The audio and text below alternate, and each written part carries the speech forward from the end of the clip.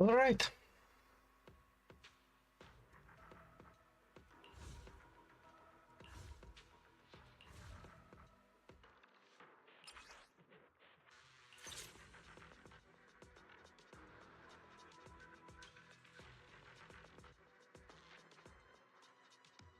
Mm-hmm.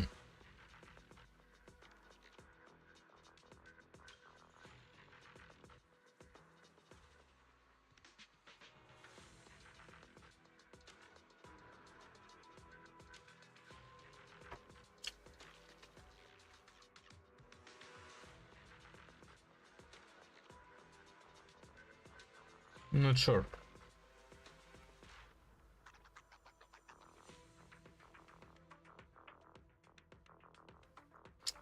Let's go like this. This And is the path I follow.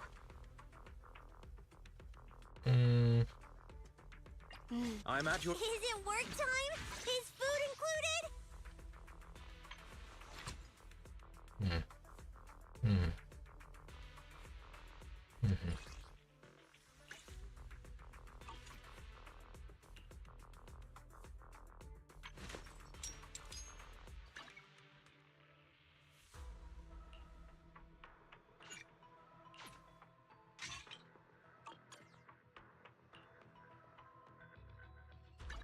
Not sure about Caesar.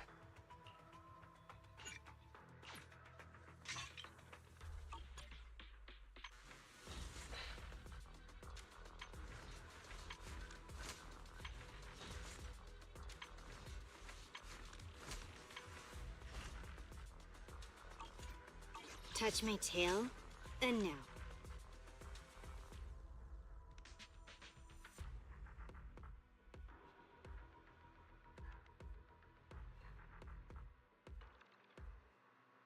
Maybe I should use Caesar here.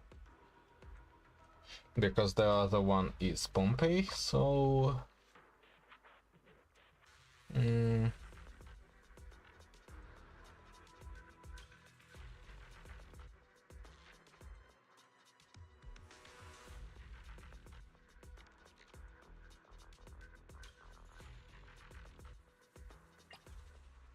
Okay, let's try like this.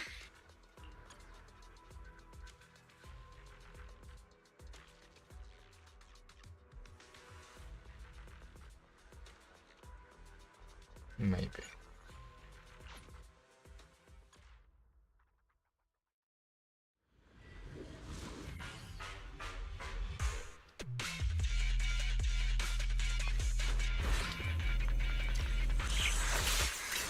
Take a break.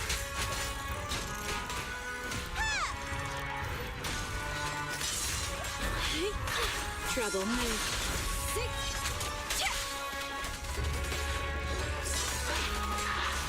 Get back.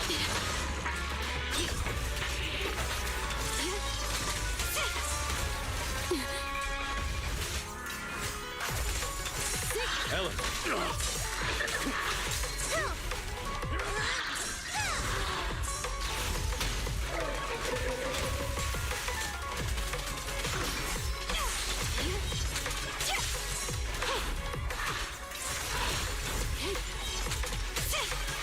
Get lost.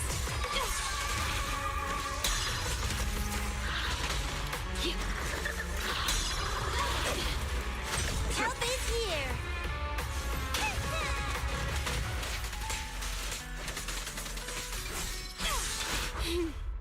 How annoying. Get flushed.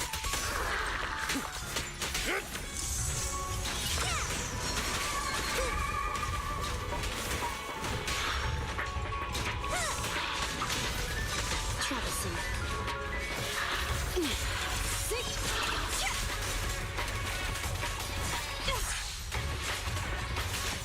Out of the way. How about this? By your will. Don't look at me.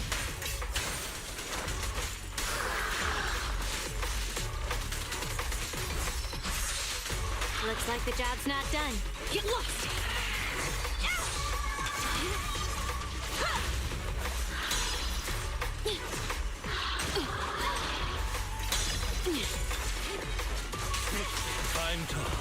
Bite your throat out. Here we go!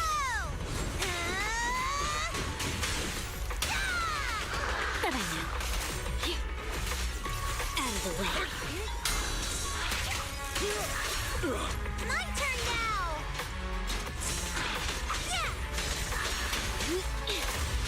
Avoid it.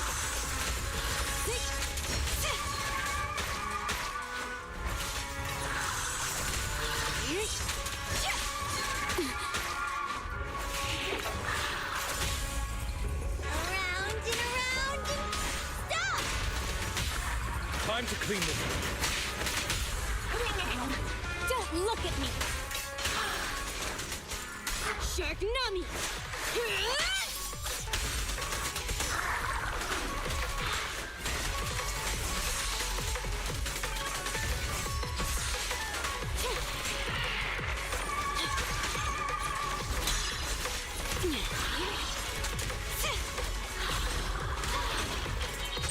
Get some rest. I'll take care of this.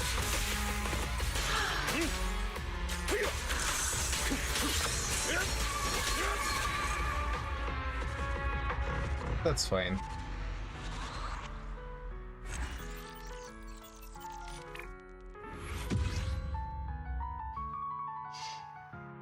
Considering everything, that's fine.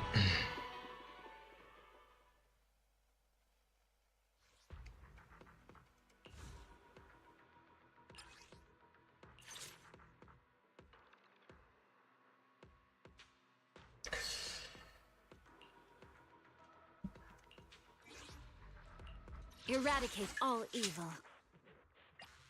Mm-hmm.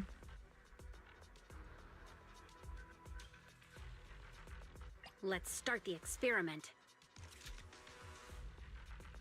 And the last one will be... Good day, Prox. Get going.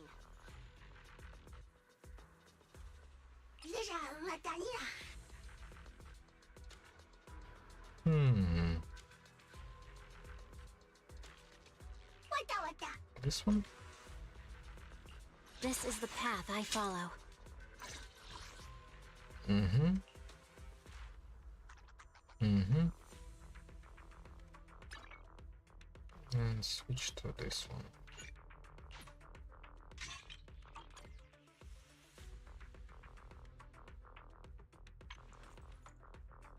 Good day, Proxy. Actually,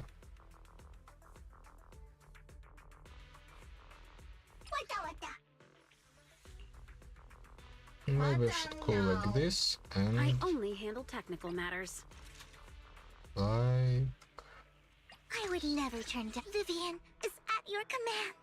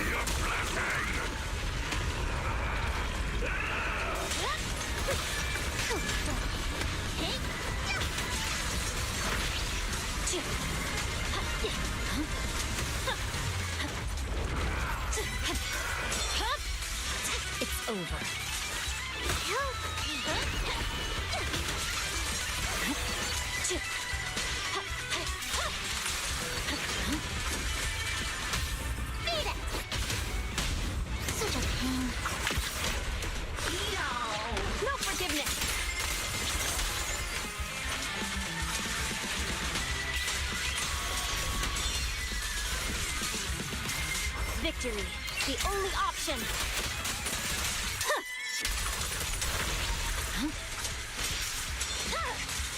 Weakling. Who dares get between me and Lord Satan?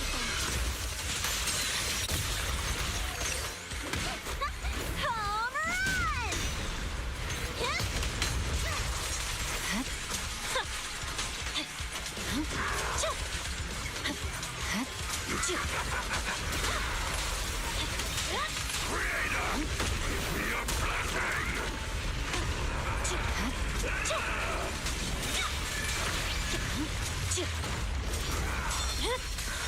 My blade is already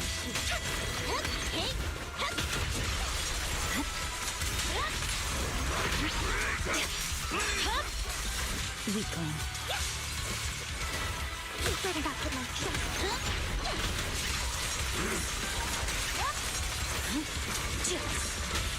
Press down. Go away. No forgiveness.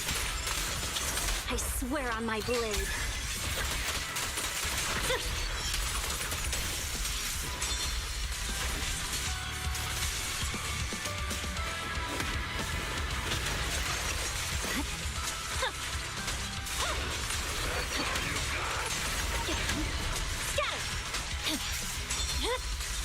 My blade is already sheathed. Don't you know? Get my dress dirty and you'll pay. And the winner is me!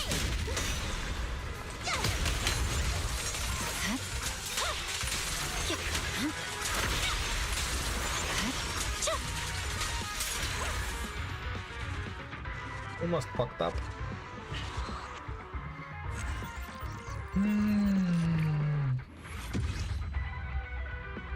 But still got to where I wanted to get.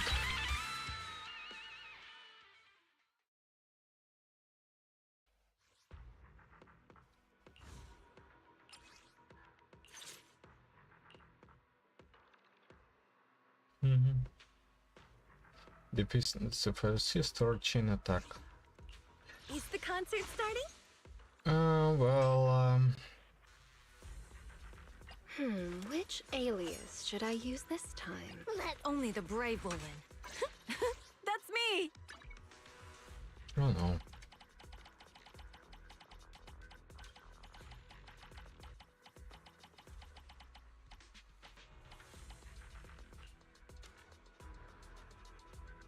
Here we go. And that's going to be enough.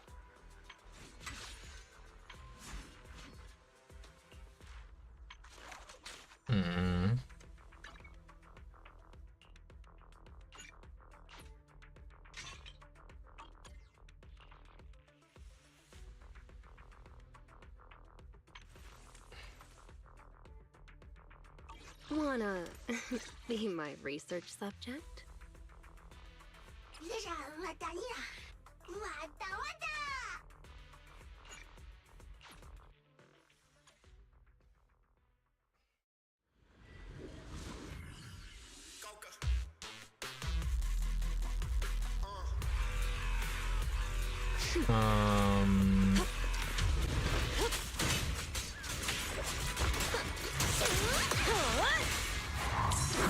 Don't get burned.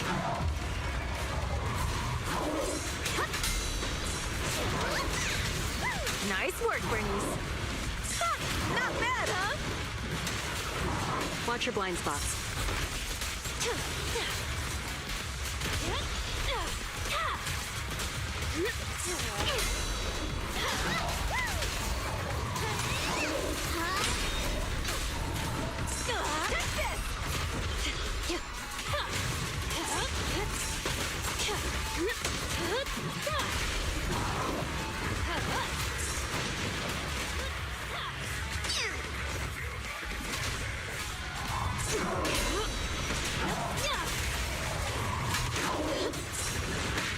Take me as fun.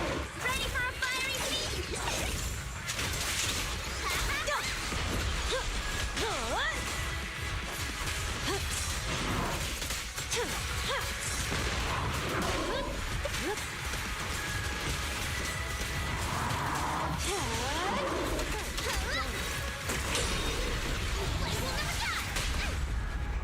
Victory's mine. Let's light up! Just give up.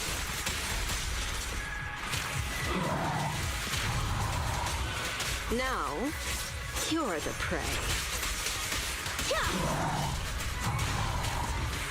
Don't get sloppy. Oops, sorry. Like that? Whoa, that's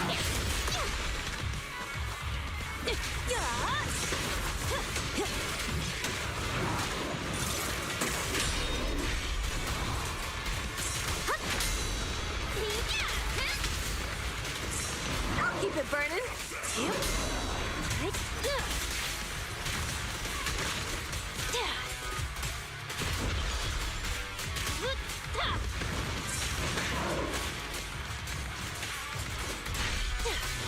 Hey!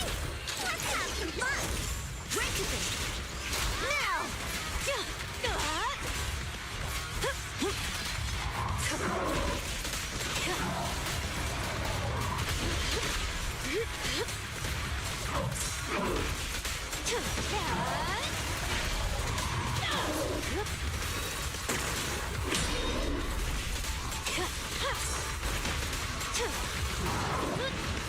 Here's a taste of the abyss.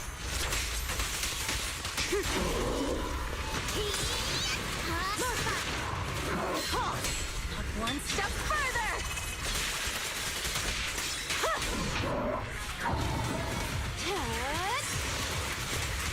Want some more? Let's make this quick. The brave fear nothing. Just give up.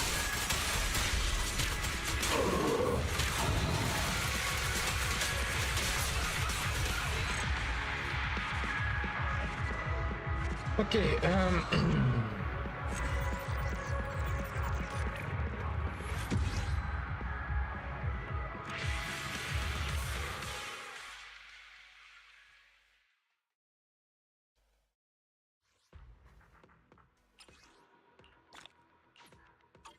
but I probably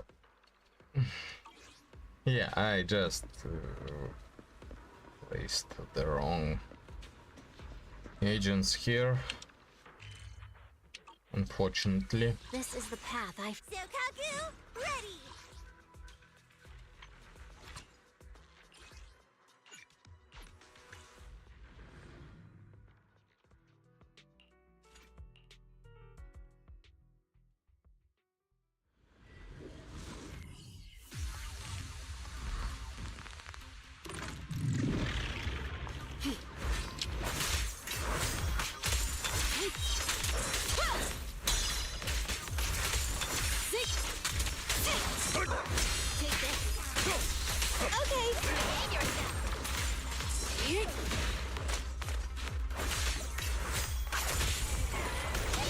Troublesome. And yet again, steep rise. Get lost! Yeah.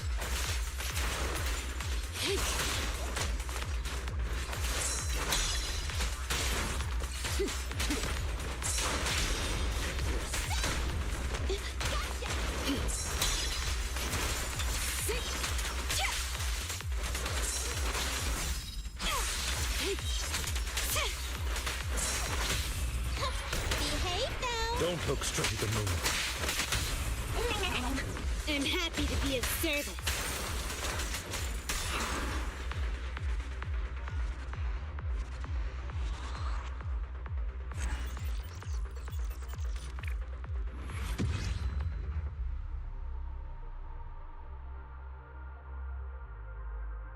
Let's do it again.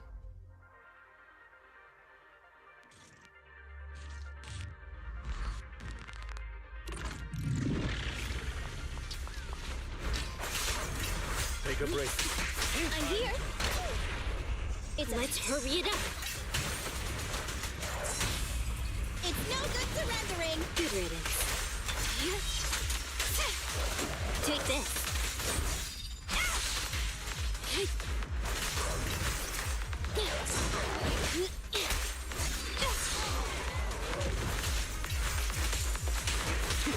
Behave yourself!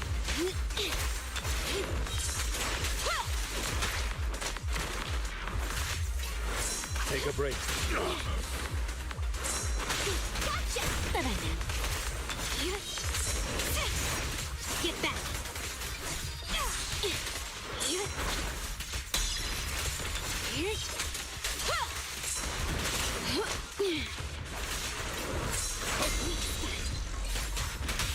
What a pain.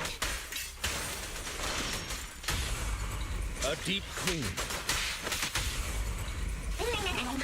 Waving it all out, there's nothing better!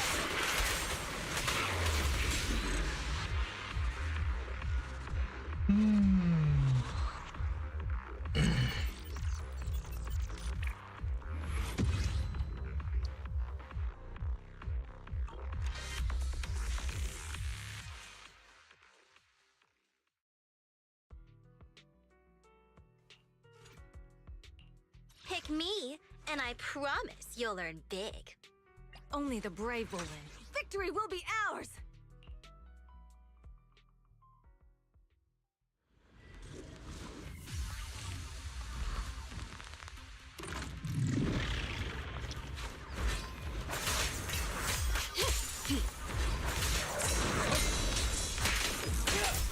Let's go! Stay calm now. I'm scissors, you're paper.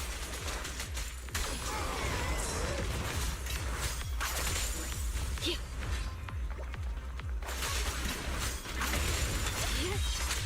Ha! Get lost. Sick. Get back.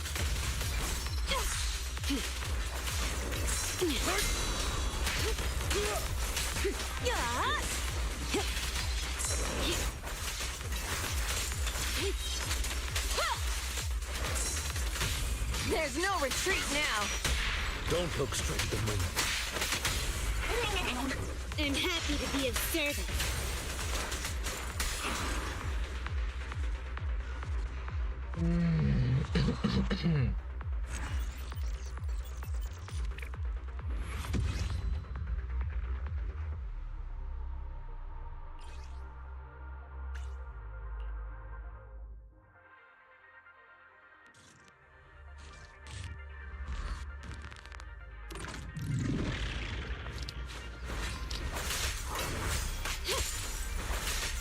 Trouble. Amateurs. There's no retreat now! Don't mess up my nails. Weird. Sick. And yet again, Steve Frosty.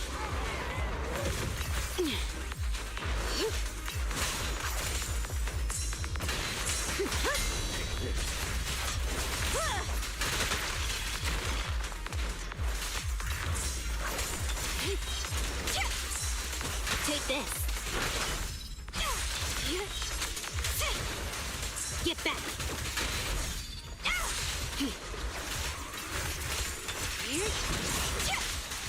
Take this. Courage is power! Now A deep clean. I'm happy to be of service.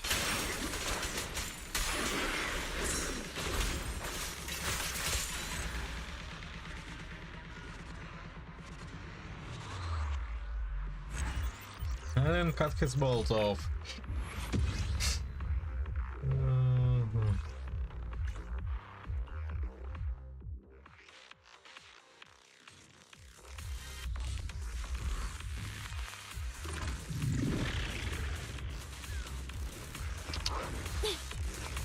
Better dodge.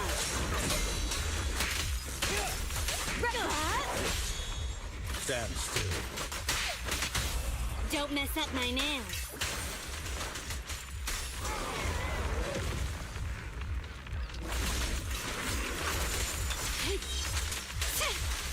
Take this.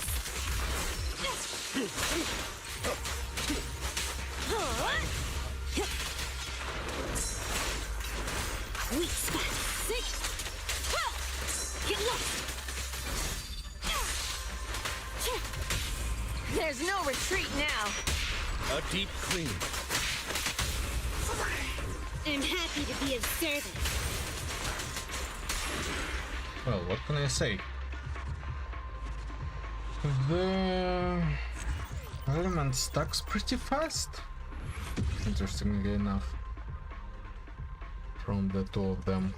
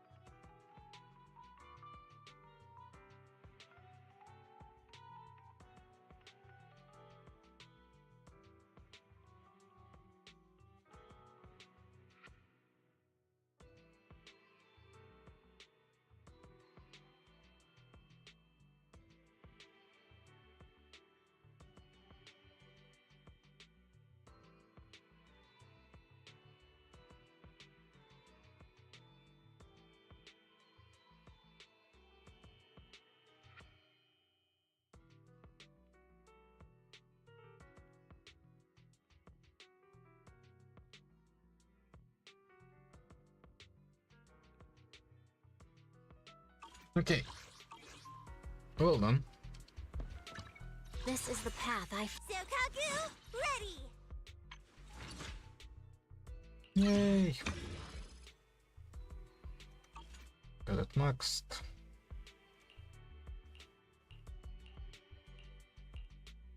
Huh.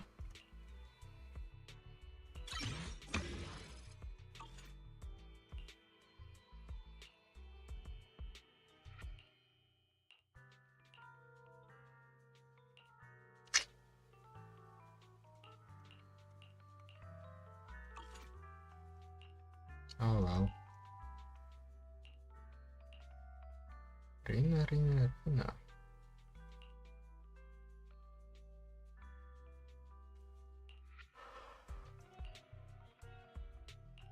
Hmm.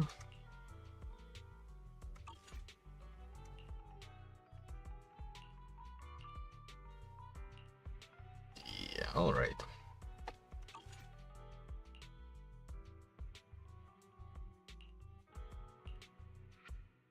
Mm-hmm.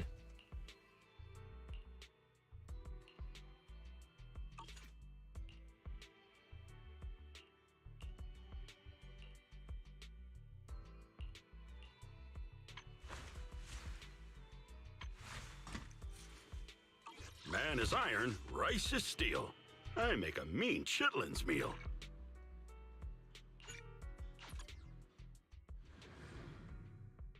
One cup of coffee isn't just for the early birds. It can also be for the night owls.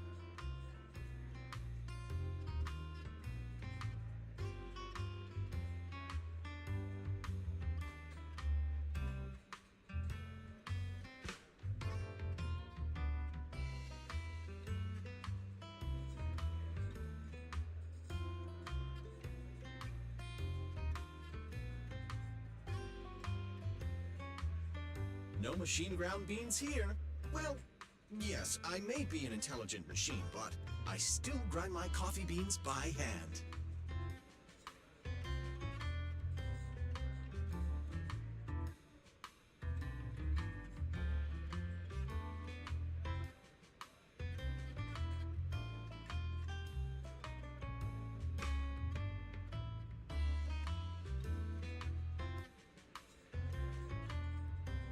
No machine ground beans here. Well, yes, I may be an intelligent machine, but I still grind my coffee beans by hand.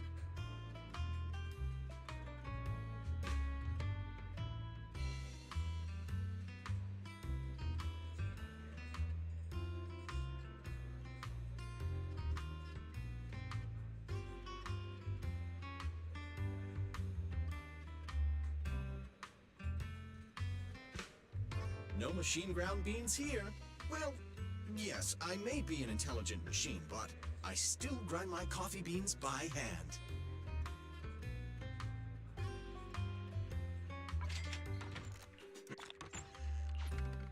You know, coffee is not a must, but a calm and relaxed mindset sure is.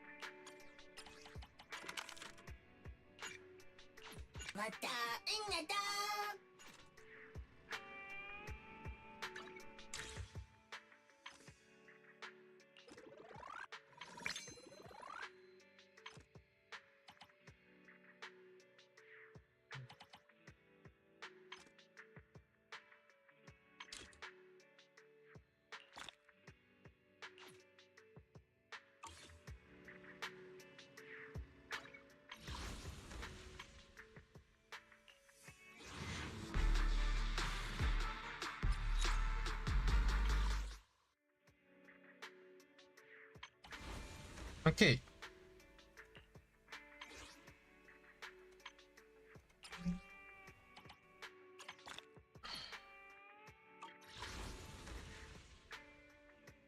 So this is quite an interesting situation.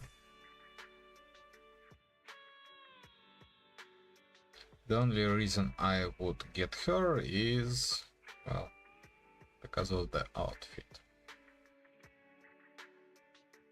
I'm gonna get that outfit.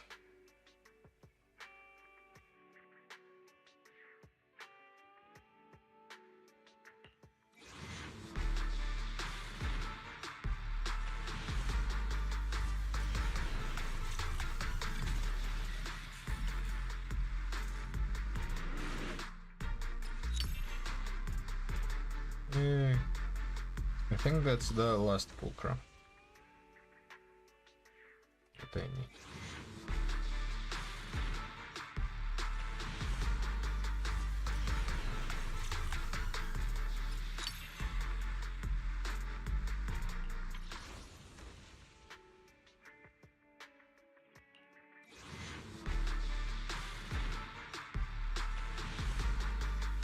That's 17.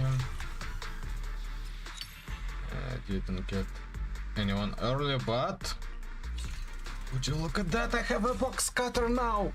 Woo!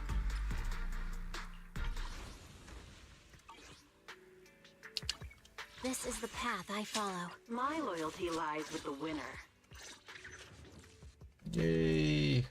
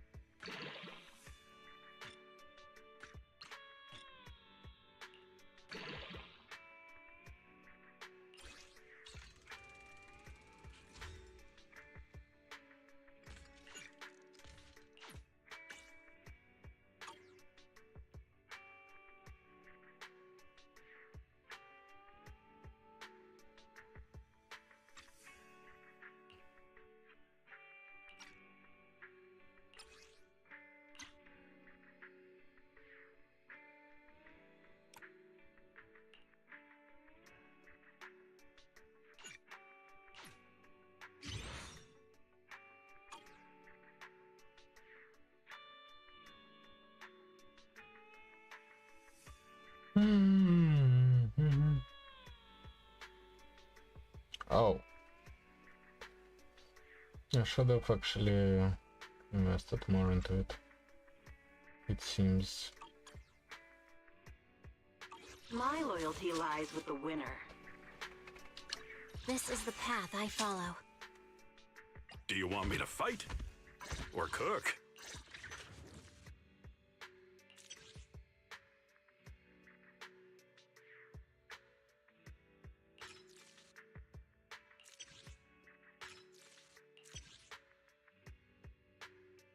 Mm-hmm.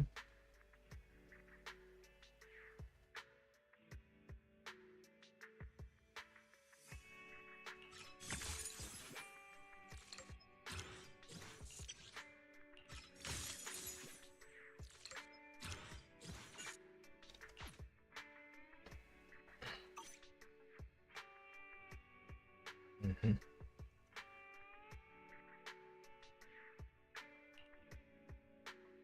Is the concert starting?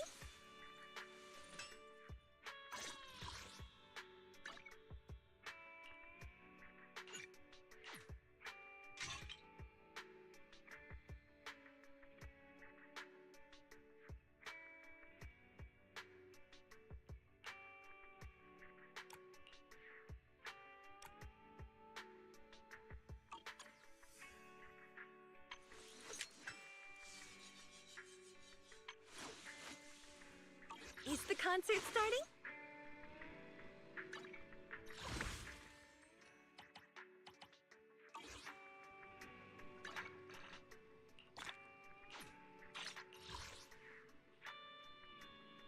Mm-hmm.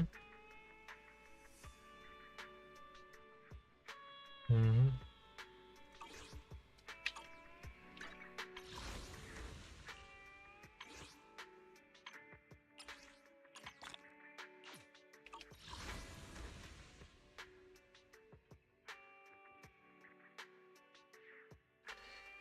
Okay, let's at least get who I want.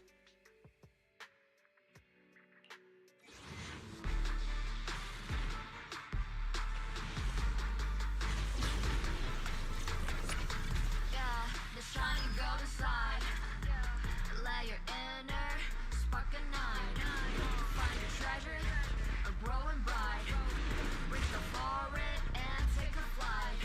Lucky you're not a list, you try. Chin up in yourself.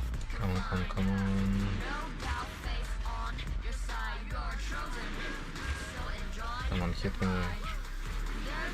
Hit me. It's a pleasure to finally meet you. Headmaid Rena, at your service. Stop, keeping score. That's the essence. Oh. Not just trails and battles tough. Go take and drawing and simple stuff. Even when it's getting rough, take it easy, having fun is just enough. Yeah, the shining golden Of course, if the pay is good, why not? Spark a night. Find a treasure. A glow.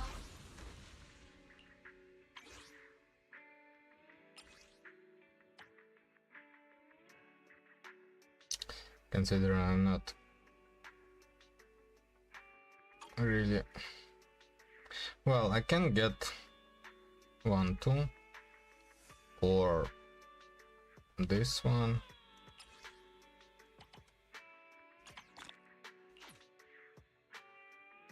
But obviously I'm not gonna do that. Well, not obviously, but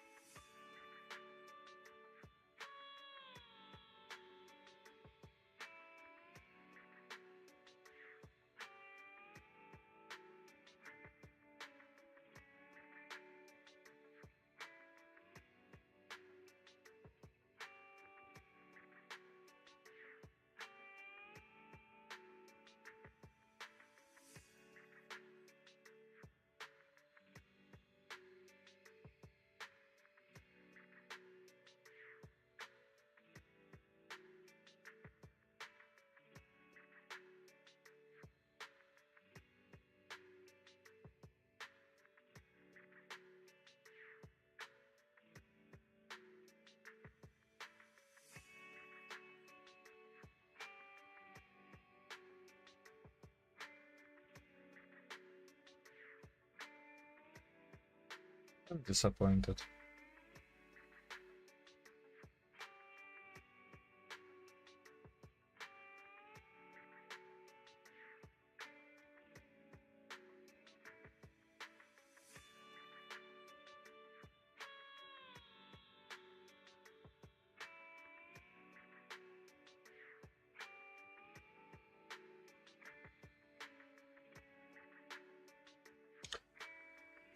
Though at least I got Arena. But since I have Arena... Those two.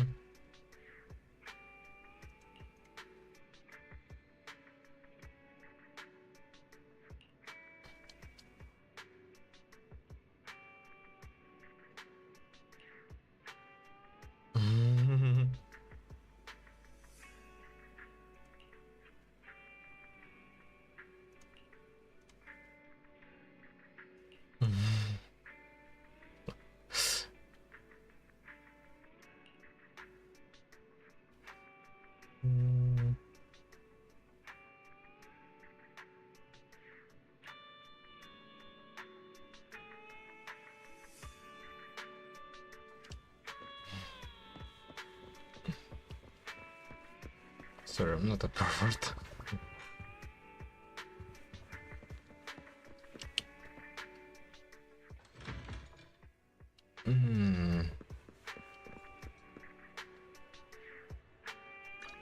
This is the path I follow. Handmade Rena, at your service.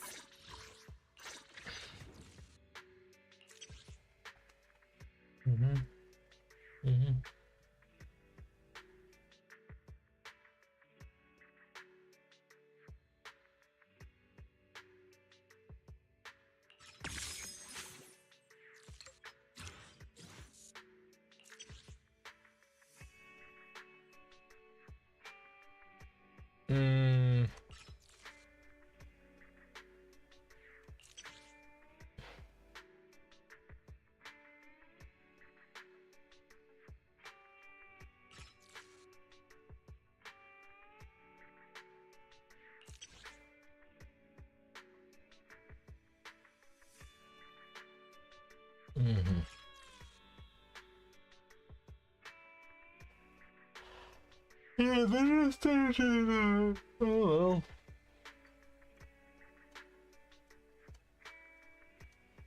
The rest do not matter.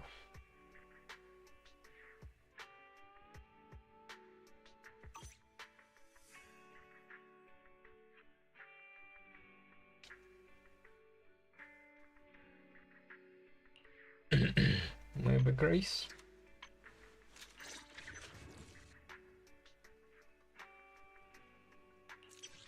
Chief mechanic, I see.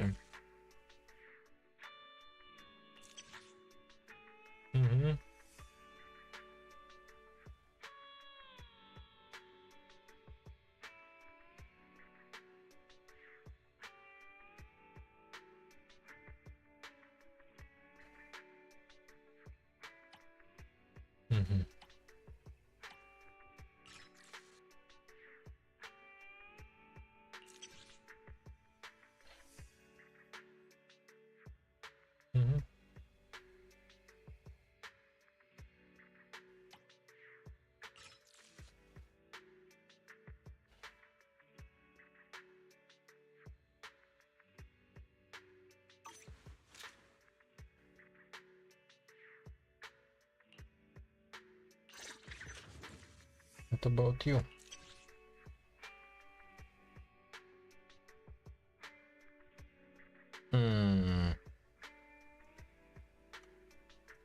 It's like on main damage dealer.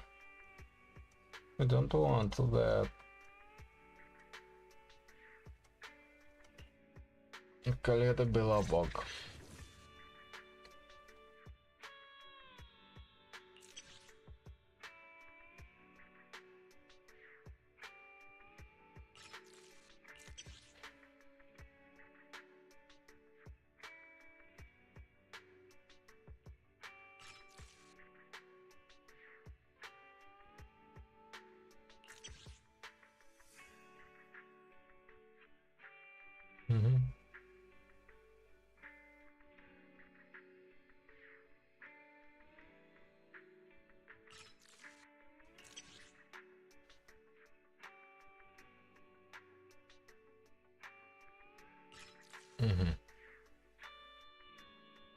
So yeah, Kaleda doesn't have any buffs in her.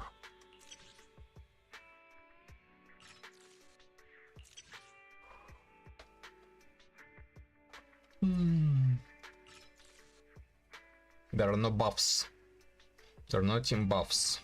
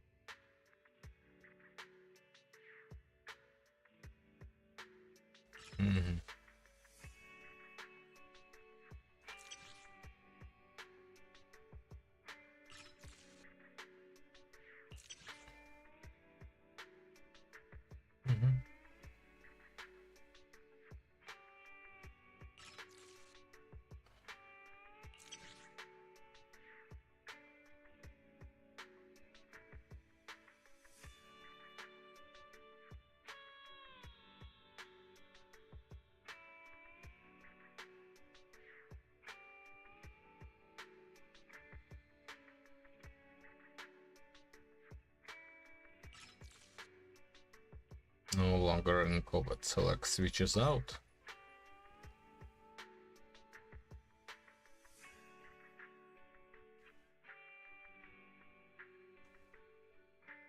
I'll help you win. The lunch is on you.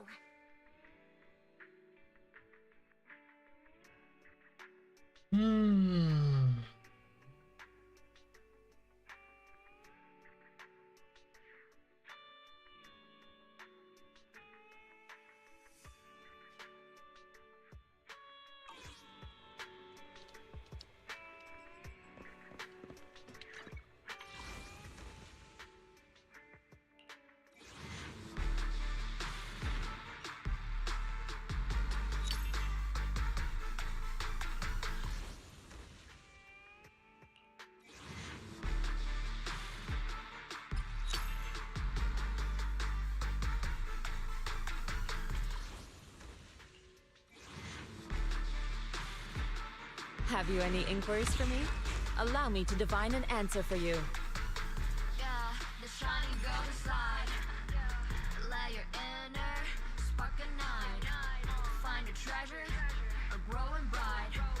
Reach out for it and take a flight. Lucky you're not at least you tried. Chin up, in yourself confined.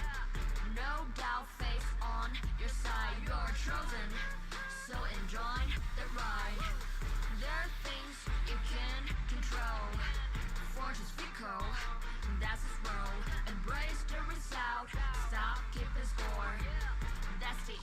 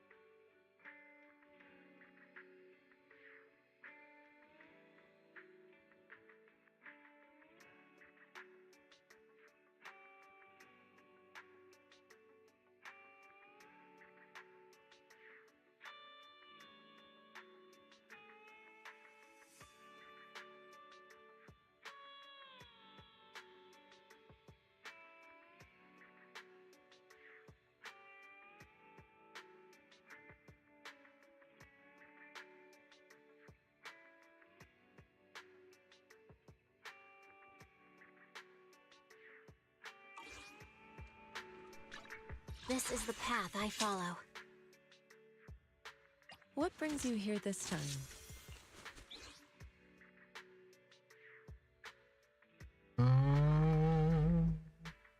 Okay, let's start it.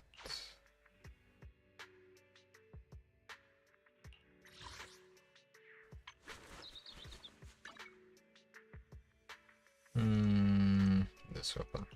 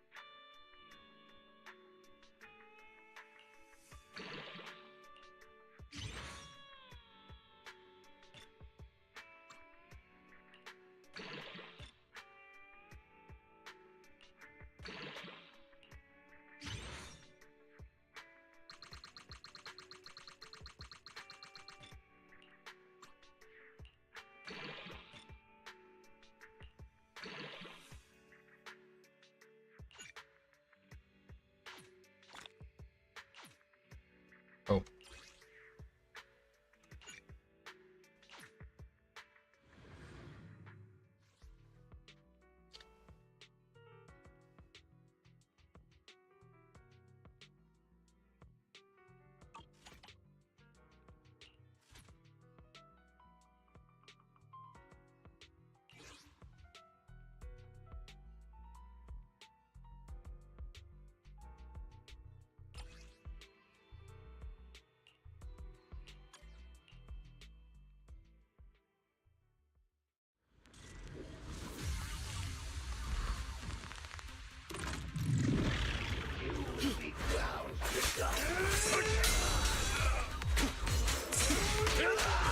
Let me at you.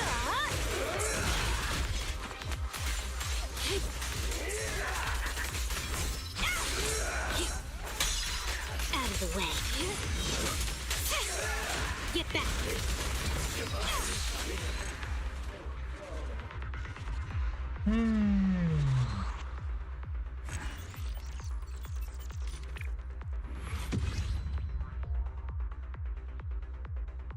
I'll fucking do it again.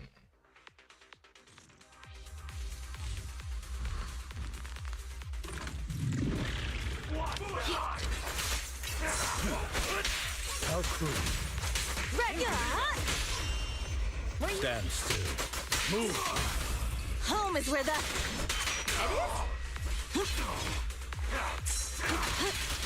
Oh.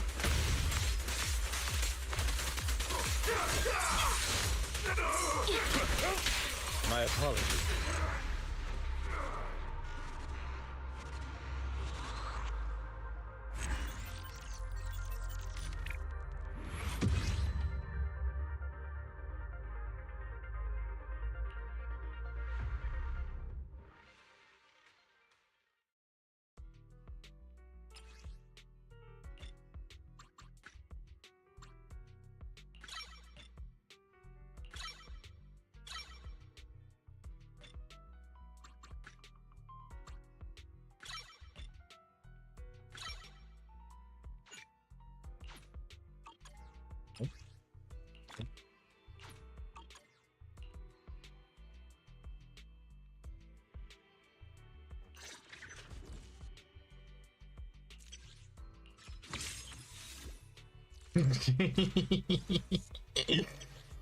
Oh.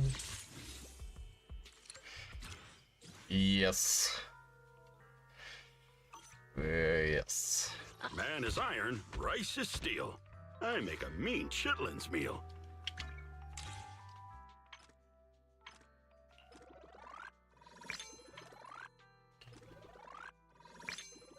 Search 50 times. 50 times searched.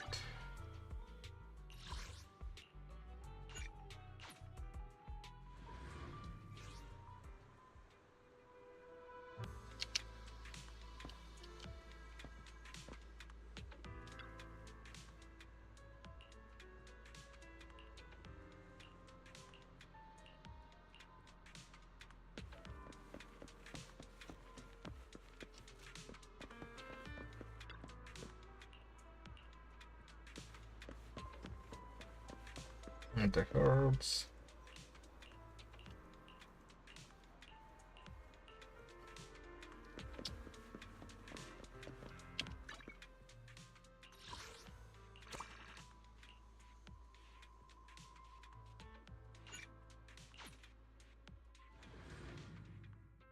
Good evening. Which part do you want to modify this time? Is that it? Come back next time, you hear?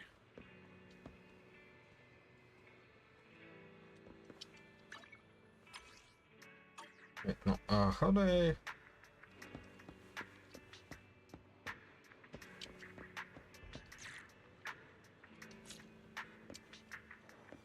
Oh, L camera.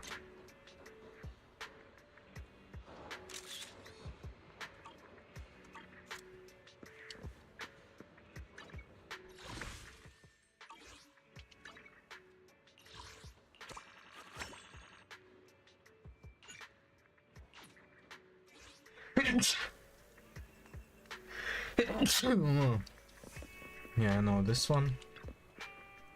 This is the cut.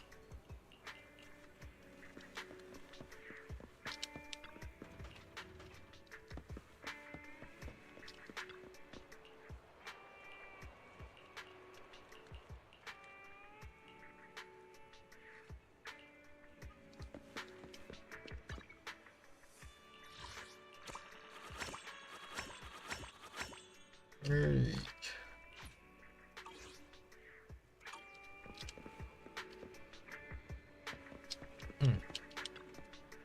You do have. I'll take this one.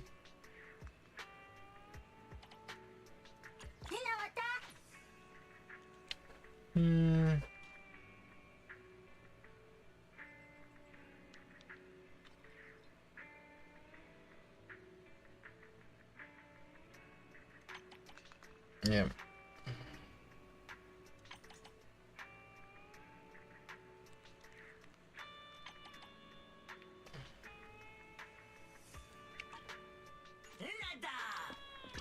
Eradicate all evil. I would never turn down Lord Phaethon.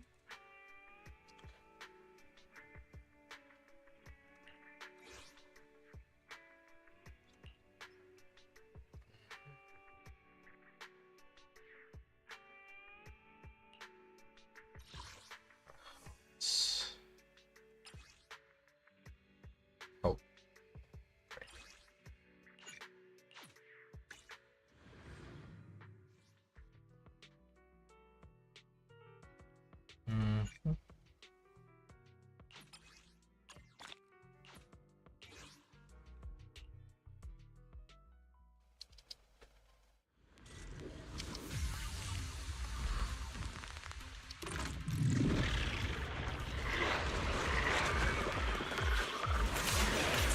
Element, switch up.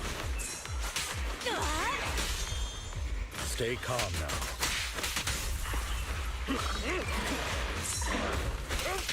Ready!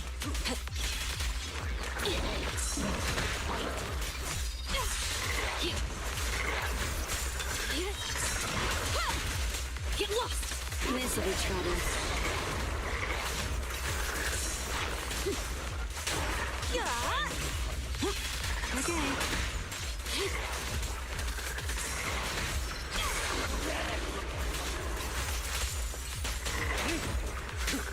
Let me at him! Get back!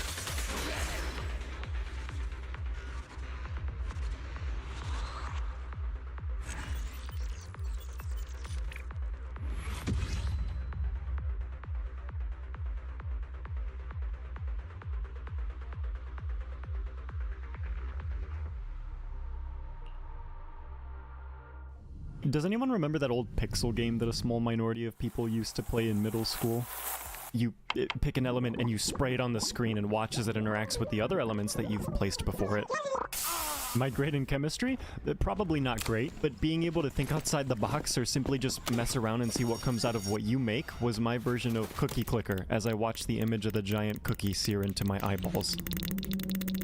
Look, I've made a little ecosystem, and I have water that turns into steam, and that drips down to water the plants on the other side. Cool. This wasn't really a game. It's missing a lot, but I love the idea of just experimenting and figuring things out for yourself, which you can really generalize and say that this is just how every single game works. You open the application and you do things to experiment and you figure things out. Cool, Angel. So you like playing video games. Wow. And yes, I do. Let me out right now, or I'm gonna get really mad. But Noita is not a video game. It's pain.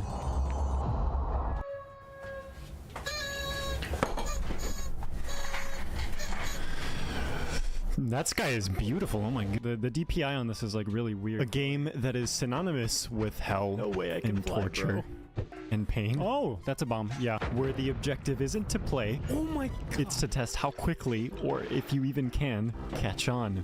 You're gonna tell me that these tiny little pixels, bro, catch me on fire too. Well, I mean, that's hard to do though. The moment you start off essentially as a newborn, given nothing but 2 ones, a flask with some liquid. I'm stuck, what the hell? A few stones to stare at with an environment that's trying to tell you to go down. All right, let's go.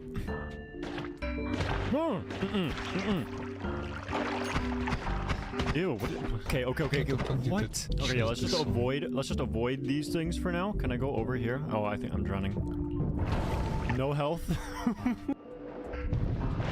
Oh, yeah, I did that on purpose. That was great. This is a game with no introduction, where you are then shortly and progressively given the lesson that everything, everywhere, will and can kill you.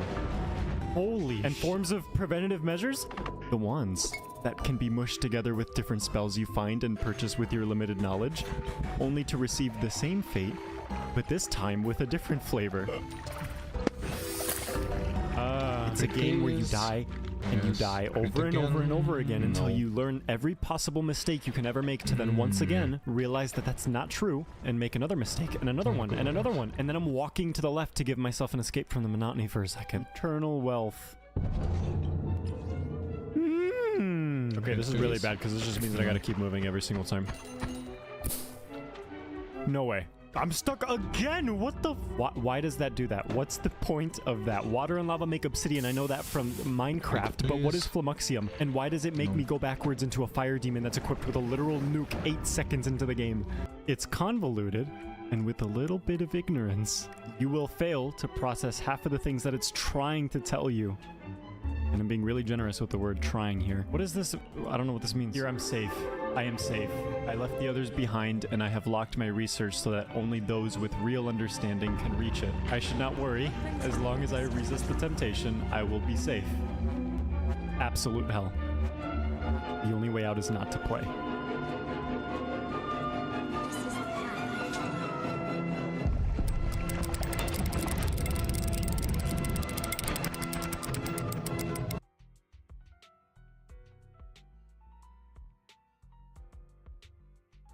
Zenless Zone Zero is launching version 2.0 next week.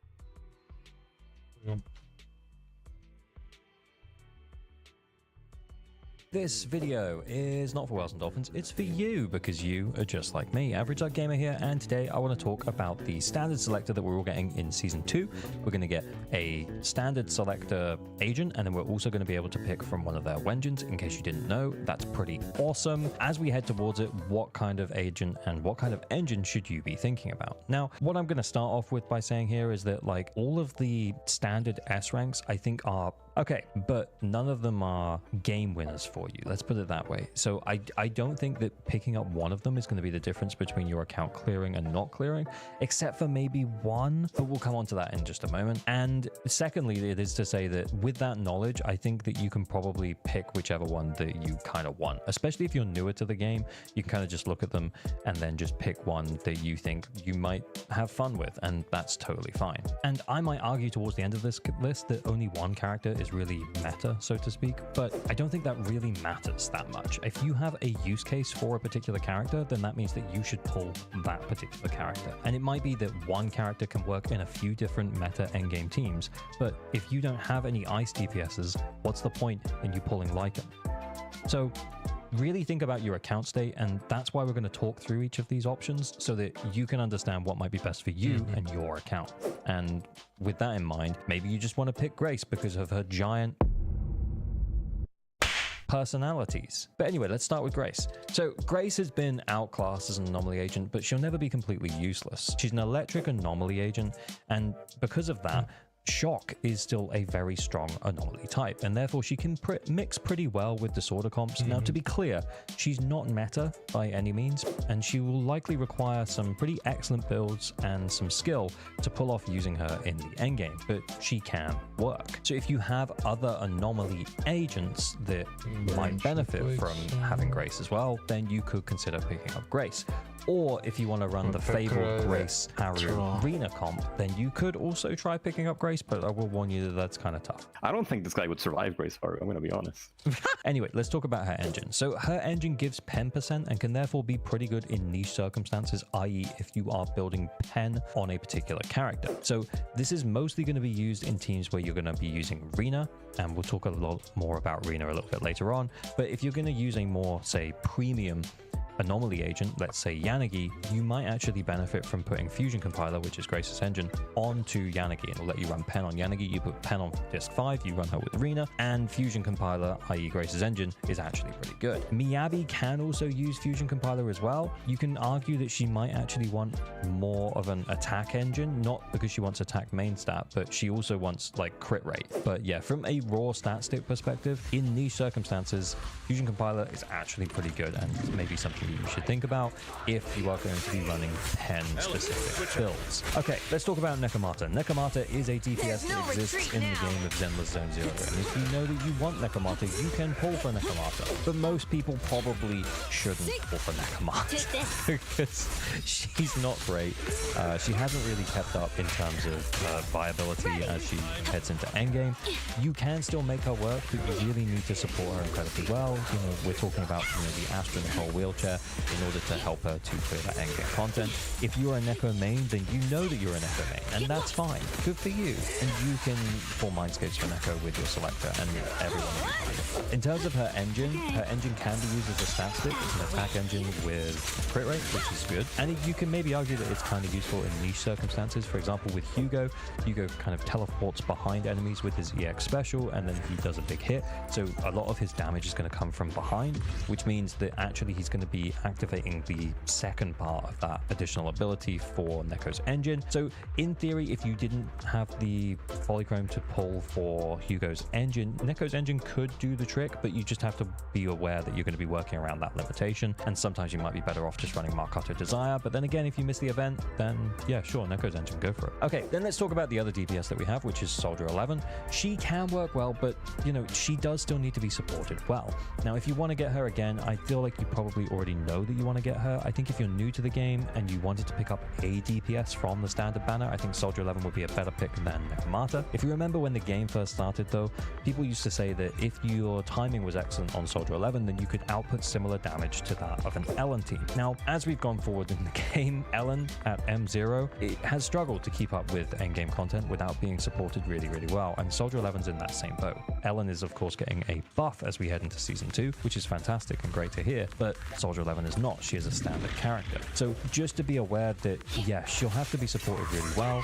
You really are going to want to run her with lighter, and if you know that going into picking her up, then you'll know that now. Anyway, let's talk about her engine. Her engine is really good. It's the Brimstone, and if you're not sure what engine to get and you have at least one attack character without their signature, this is probably the one that you should pick up. I think there are a couple of exceptions to that rule. Hugo specifically, because you'll probably have him off-field until the stun window, and therefore he might not be able to activate some of the additional effects of the Brimstone. But essentially, the reason why it's pretty good is because it just offers a whole buttload of attack, and attack scales really, really well in Zenless Zone Zero. So if you don't have another S-rank attack engine that maybe you pulled and you kind of flip around as a bit of a stat stick, this could be the attack engine stat stick that you need. It works well on G1, it works well on Evelynn, it works well on Sambi. Like, most attack DPSs can make really good use of Brimstone. And we'll move on to the second half of this list in just a moment after this reminder that you probably subscribed. Like and subscribe is a great way to support creators like me on YouTube. You can also drop me a follow over on Twitch, where I yap about a lot of this stuff live, and you can also join the Discord, where you can hang out with a cool, chill bunch of peeps, and that's how we get people to come and join for account reviews and stuff. So check out the links in the description. Alright, let's move on to the second half of the list. So then we have Khalida, and Khalida is kind of got a little bit of a niche at the moment, except she's never the first choice. So let's put it this way, Khalida is decent with Evelynn as a lighter replacement, because she does offer a buff to chain attacks from her additional ability, and in support of Khalida, she does stun really quick. She's maybe still the fastest stunner in the game in terms of getting to that stun. However, I think the problem is that she doesn't really offer anything else in terms of buffage other than a buff to those chain attacks, which again, Evelynn can make use of, but not many other agents are going to. In support of like carrying on and actually pulling Khalida though, is that Khalida is getting an upgrade where she's going to have Rupture agents added to her additional ability, which means that she might be able to work a little bit with Yixuan, but it doesn't feel like chain attacks are a key part of Yixuan's kit, as much as her chain attack scaling may still be really good because, you know, she's Void Hunter level or whatever that means. So basically, Khalida doesn't really have a niche, but she fills a hole if you don't have a more premium version, and she's okay at that. Her engine though is a really good general stun engine, and is beneficial for teams when you want to just kind of EX and then dip out. I'd actually argue, and we'll talk about this quite a bit more in a moment, but I'd actually argue that in certain team comps, Khalida's engine is better on Lycan than Lycan's engine, and we'll get to that in a moment. But yeah, Khalida's engine is pretty good. It's a really good general stun engine. Lycan's engine is also kind of good as a general stun engine, but I think Khalida's would edge it out if you're just looking for a stun engine for most stun agents, because most stun agents want to EX and dip. Okay, so Rina. Rina does two key things. She buffs Pen, and she extends the duration of shock, and she kind of has created her own niche because no one else kind of fiddles with Pen in the way that she does. And the thing is about Pen is it works better the more of it you have. So you probably already know whether or not you want Rina or not. And if you do, then by all means absolutely go for it. And if you do already have Rina and you're using her with, say, a Yanagi, and you've got your disk slot 5, maybe you're running Fusion Compiler for the additional Pen, super Pen build, the more of it you have, the better it is, then by all means maybe consider getting her M1. It's a really good quality of life upgrade. It means you have to quick swap less. It takes her buff up time from around 6 seconds to 11.5 seconds. So it basically almost doubles it. So that is something to consider. And then in terms of Rina's engine, it is more Pen on Rina, so therefore makes it better and easier to get the max of her buff. And it does also provide a small damage bonus. So you can make the argument for it on other supports, but I think the A-rank support engines are so good that honestly, you probably wouldn't pull it for anyone else other than Rina. Okay, then lastly, let's talk about Lycan. And there's a reason why we save Lycan to the end, and this is not me telling you that you should pull Lycan, but what I am going to say is that Lycan is actually kind of meta, and he's the only one on this list who is actually kind of being used in best in slot endgame teams. He's on Hugo's best team, because Hugo's best team is currently Lyta and Lycan, and he's in one of Miyabi's best teams. It's debatable as to whether or not it is Miyabi's best team, but ultimately, you know, it's Miyabi at the end of the day. But Miyabi, Lycan, Sukaku is definitely a fantastic Miyabi team. Whether or not it's the best or not is kind of up to you. It also might depend on builds. There are moving parts there. But Miyabi, Lycan, Sukaku is a great team. If my dumbass can get 45k with it, then it must be pretty darn good. Also, he's going to work really well with Ellen. And as Ellen gets a buff as we head into Season 2, yeah, if you already have Ellen, then it might be worth considering Lycan. So essentially, if you have any of those agents, you should really consider Lycan, because he's very good at adding that additional buff for ice for the stun window. Now, in complete contrast to Lycan though, Lycan's engine is okay. It's weirdly just an okay stun agent. From a stats perspective, yeah, it's going to be higher than some of the A rank options, but some of the A rank options actually scale better with the ability stuff than Lycan's does. So depending on the number of stacks you're getting, you could actually argue that like an R5 Precious Fossilized core might actually offer more days than Lycan's engine specifically. In terms of Lycan's damage output, the Restrained, his engine, is really good on him, but that's pretty much it. Honestly though, the stun engines are all pretty close in terms of like how fast they're going to be. I actually think in a lot of teams with Lycan, you want him to come on and EX and then leave. That's particularly true of a Miyabi team and also probably an Ellen team. Maybe less true of a Hugo team, particularly if the Hugo's running Hormone Punk, which is probably what he should be running, then you might give Lycan a little bit more field time. But I guess what I'm saying is that actually for a lot of the teams that you're going to be running Lycan, he's actually going to prefer to run Kalida's engine or Steam Oven than you would to run his own engine. So his damage, as I said, maybe a little bit better was his engine, but as mentioned, I would probably consider taking Hellfire Gears, even if I was going to put it on Lycan, because I would probably run the Miyabi Lycan Sakaku team. What I'll also mention before we wrap up on the Restrained though is that Trigger, her Aftershock attacks do count as basic attacks, so she would actually prefer the Restrained if you were going to pull the Restrained for anyone, which is also a quick side note that Jufufu does off-field, stun build-up, which may also be classed as Aftershock, which may also be classed as basic attacks. Anyway, I'm just putting it out there. There's a chance that Restrained might be Jufufu's like second or third best in slot, if that's the case, similar to how it is with Trigger now. And anyway, that brings us to the end of the list. I guess overall, hopefully this has given you enough information to make a little bit more of an informed decision as to who you want to pull. I think several of these agents can be good picks, and it all really just depends on the state of your account as to which one would be the right one to pick for you. I think the top two are Rina and Lycan, and I think I kind of made that clear in the video. But overall, I also think you could have niche use cases for Kalida, maybe Grace, and maybe Soldier 11. And if you're just a Neko simp, then sure, go for it by all means. But anyway, that's enough out of me. Let me know who you're going to pull for.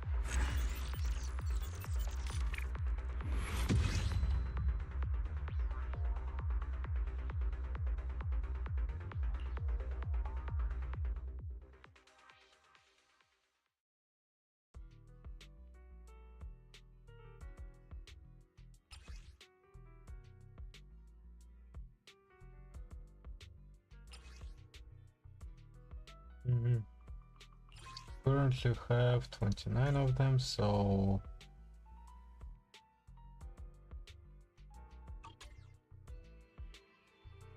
I need one more. What brings you here this time?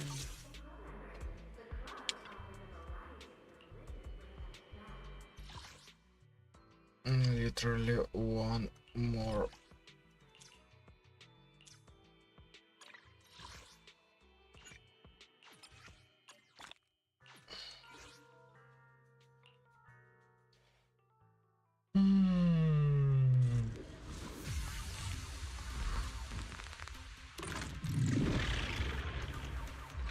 I'll take you. Take this.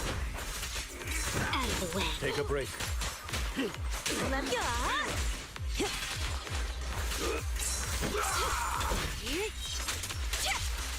Get lost.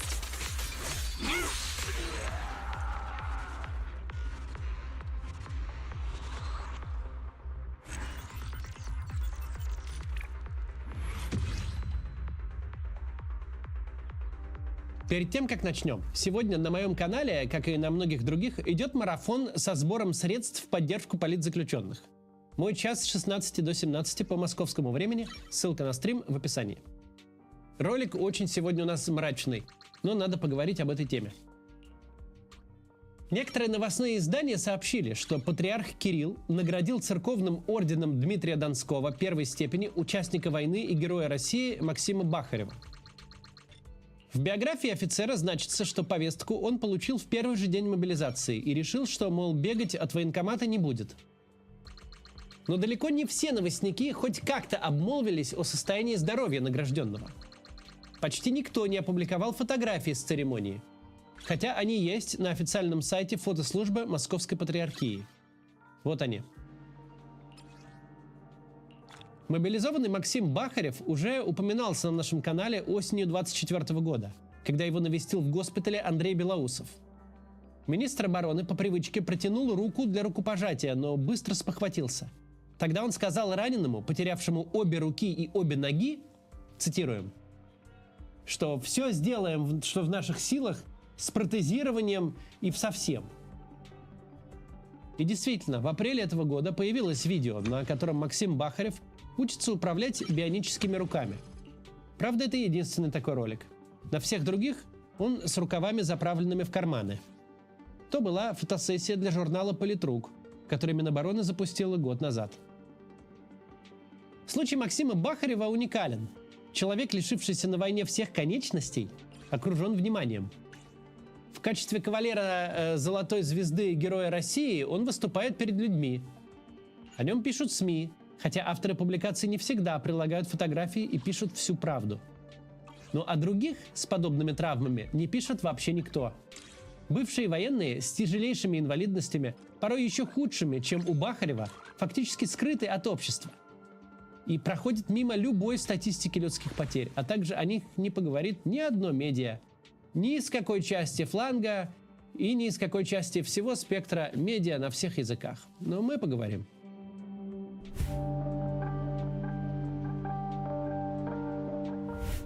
Издание «Медиазона» собирает некрологи и фотографии с кладбищ, и на 6 июня этого года выявило 111 387 имен погибших.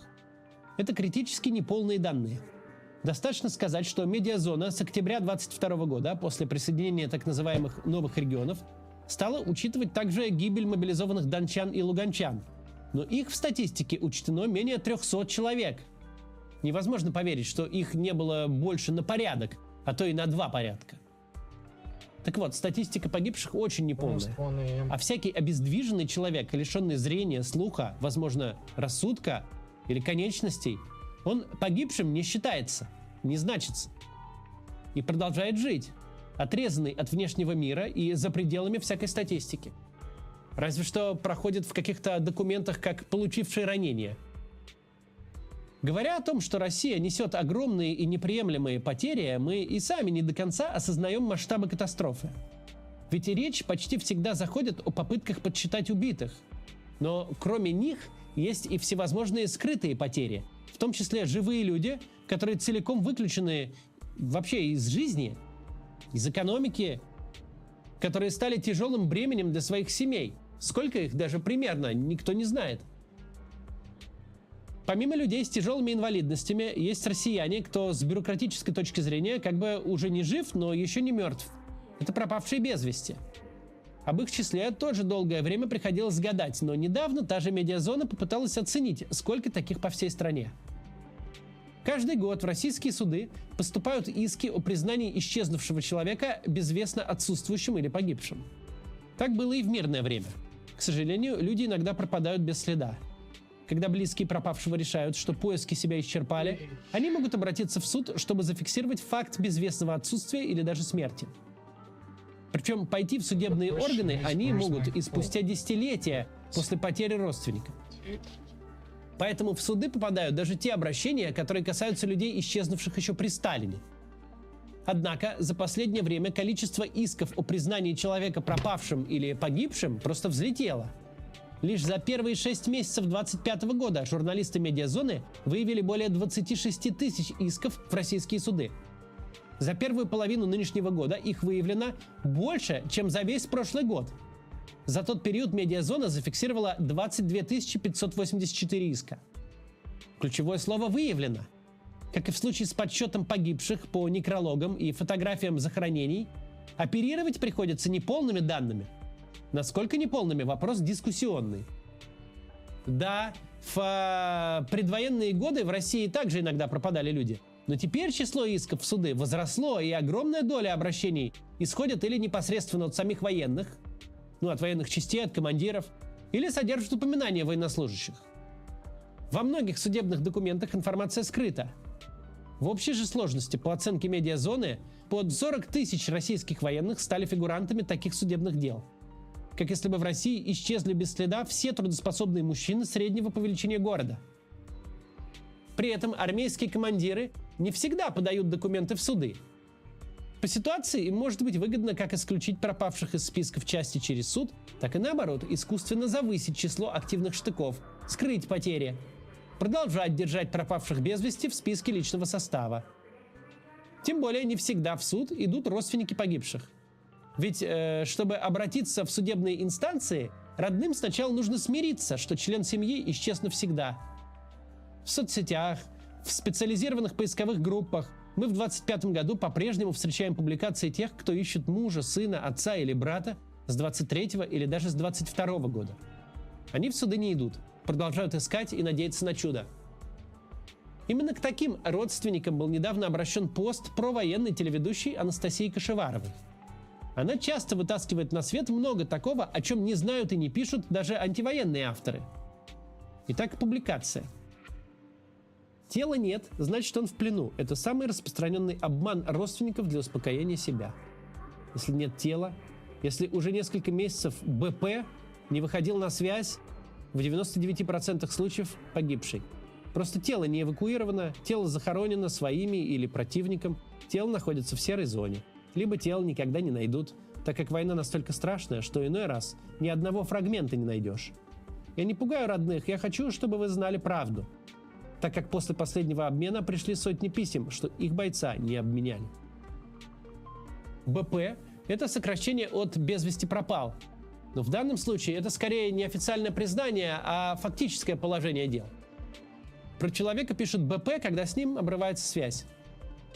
Далее Кашеварова описывает ситуацию, когда погибшего и с вероятностью в 99% погибшего бойца заносят в списки попавших в украинский плен. Это может происходить в том числе и под нажимом родственников, которые очень хотят верить, что их близкий жив, здоров и сидит в плену. И именно поэтому добиваются его зачисления в список военнопленных. Хотя мне не кажется, что это сильно распространенная практика. Но в конце Кашеварова делает заключение, которое мне хотелось бы тут процитировать. В очередной раз Z-автор сам не до конца понимает, насколько антивоенные вещи пишет.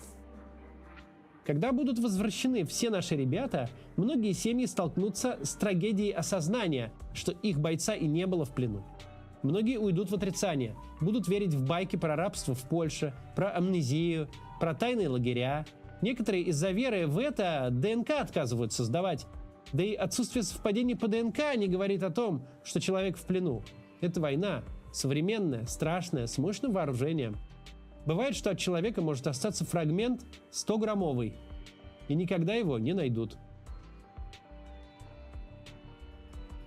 Последние фразы – это одно из самых сильных и вообще важных высказываний о войне. И совершенно не важно, кто автор. Был живой человек. А остается 100-граммовый фрагмент, который никто и никогда не найдет. И эта история повторяется десятки тысяч раз. И с условными добровольцами, которых соблазнили многомиллионными выплатами, и с российскими мобилизованными, которых сейчас, спустя 1000 дней после путинского указа о мобилизации, вообще приказано забыть. И с мобилизованными из ЛДНР, которых с первого дня войны убивали бесчетно. И со срочниками, которых теперь так часто насилием и обманом принуждают к контрактам, что мы уже в нашей редакции лично знаем семью, где подобное случилось. Согласно наиболее конвенциональной оценке, за 10 лет войны в Афганистане Советский Союз, и не Россия, а Союз целиком, потерял убитыми 15 тысяч человек. Сотни пропали без вести, и часть из них потом вернулись живыми из плена. Почти 11 тысяч военнослужащих советской армии получили инвалидность. По ощущениям людей, живших в 80-е годы, советские потери были огромны. Гробы с убитыми прибывали почти в каждый город, уж точно в каждый район. С войны возвращались инвалиды.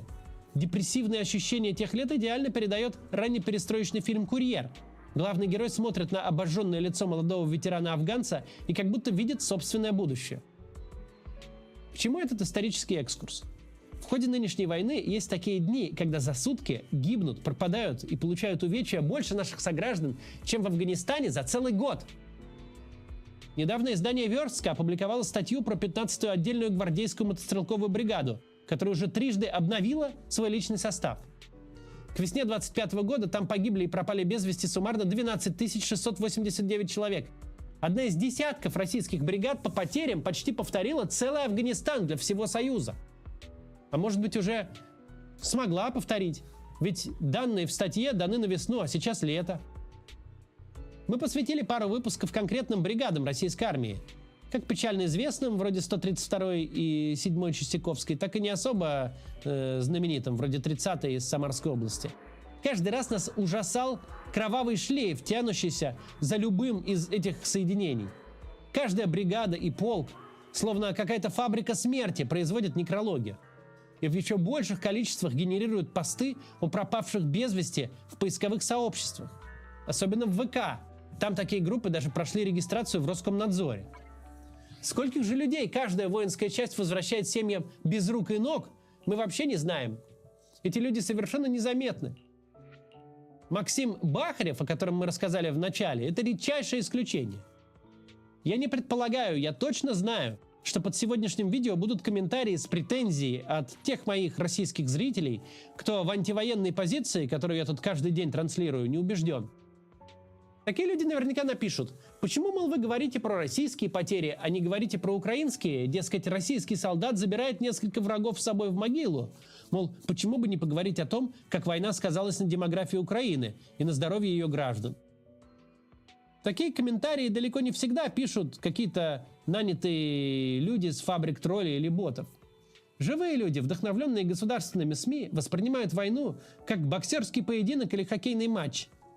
Прям-таки требуют присудить России победу по очкам. Якобы российские солдаты убили больше украинских, нежели вторые первых. Ну, во-первых, это в принципе ложное утверждение. У штурмующих потери всегда выше. Само слово «штурм» стало в российской армии синонимом фразы «путевка в один конец». Отправкой в штурм угрожают неугодным солдатам и офицерам. Штурмом, как суррогатом смертной казни, наказывают за провинность. Однако сам спор, чьи потери выше, у ВСРФ или у ВСУ, это навязанная дискуссия. Для нас нет никакого значения, у кого больше. Есть изолированный факт. Массово гибнут, пропадают, получают увечья россияне. Такой массовости не было за все время, за все вместе взятые конфликты с участием СССР и России после 1945 года. Контрактники, мобилизованные, обманутые срочники – все гибнут одинаково. Результат для всех одинаков – увечья, смерть, безвестная пропажа. Российские правоохранители преследуют как преступников тех, кто призывает прекратить убийства не только украинских граждан, а в первую очередь самих же россиян. Желание сохранить нацию приравнивается к преступлению. В то время как настоящее преступление – это словом и делом потворствовать уничтожению соотечественников. Провоенная риторика априори не может быть риторикой пророссийской. Россия, находящаяся в заложниках у путинской движухи, идет путем саморазрушения и самоубийства.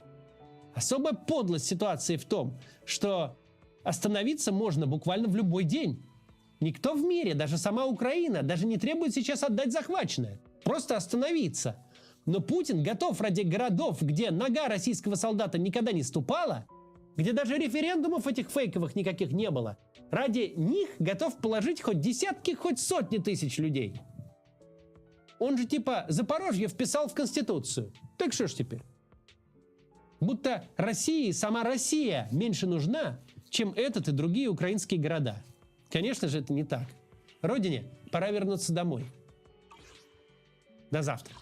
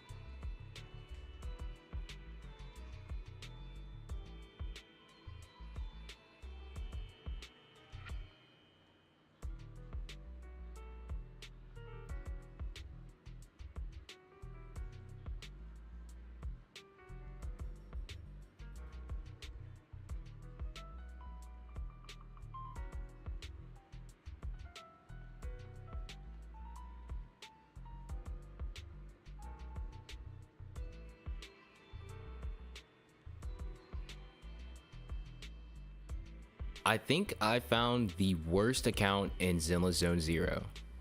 No, like, seriously. This account was a digital disaster. And the worst part, it belongs to my Discord mod, Knives. Now, Knives is one of my best mods. Always shows up to streams, keeps the Discord in check, helps out the community.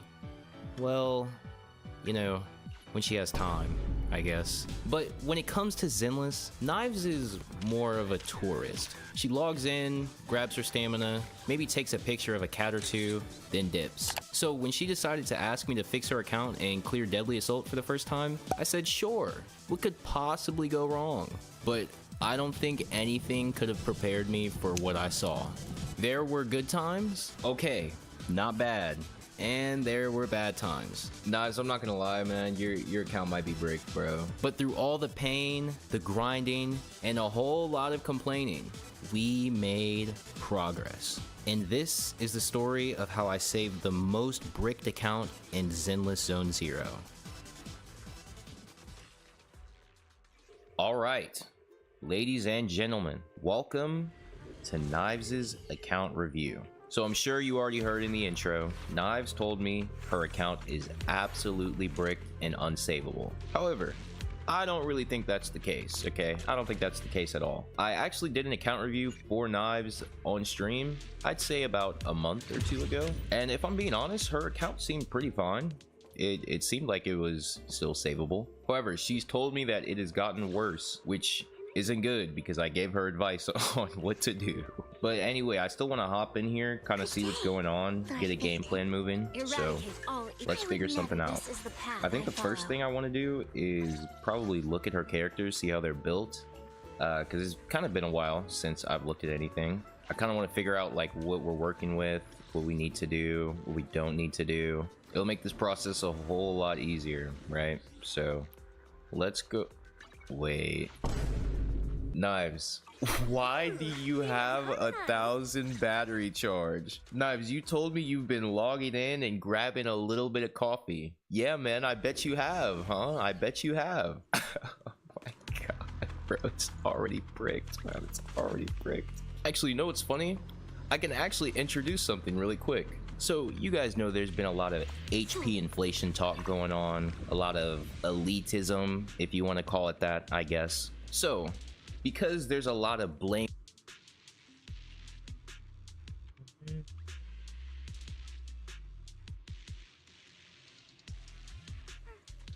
Weather's nice now that the rain clouds have been chased off.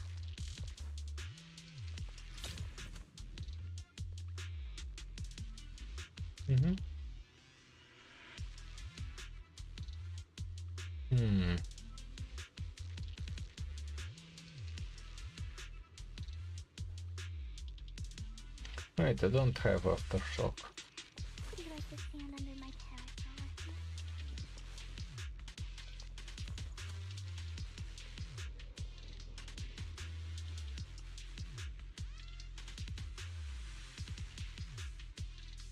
This one.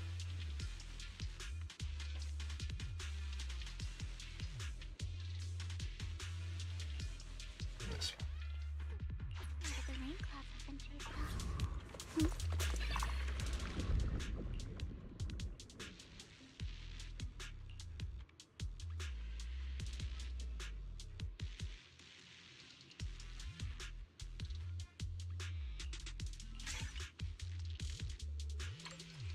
Would you like to stand under my parasol with me? I mean HP inflation. I decided to take it upon myself to make a new counter every time I do account reviews called HP inflation counter. And this counter is gonna represent any time somebody does a decision on their account that absolutely bricks it. We're gonna add another number to the counter. And when I log on your account for the very first time and I see 1000 energy over 240, oh yeah, buddy, that's HP inflation's fault. Let's go. Hit the counter. Good lord, bro. Okay, so I do want to look at some of these agents to try to figure out what's going on here. Last time I was on here, I believe I built a couple of these characters. So yeah, Miyabi looks fine. Okay, yeah, that's fine, I guess. Bernice, ooh, wow, pretty solid actually. Don't touch me. Looks good, looks good. Ellen, she, oh my goodness, oh my goodness. Why does she not have crit? No, you can't put attack on here, buddy. She has to have crit. Wait, what is this? You have no two-piece. We're running Buffer Electro and Swing Jazz. Oh my god. Your Ellen is crying, bro. She needs help. Okay, how's Jane looking? Not bad, not bad. Oh, you have Sig Weapon. Oh wait, I think I built Jane. Yeah, I think I built Jane on stream. That's probably why she looks good. Okay, it is what it is. Trigger. Okay, this is new. 85 to 102, 154 impact. Okay, stats look pretty good. You can probably get the ultimate up a little bit more. Oh, okay, you have W engine. Nice. Okay, yeah, trigger looks solid. Trigger looks solid. Okay, so what I'm seeing so far, like, everybody looks pretty decent, right? Oh, what is this ultimate level? Oh, brother, level 6. Oh, no. Oh no. It's okay, that's not the end all be all.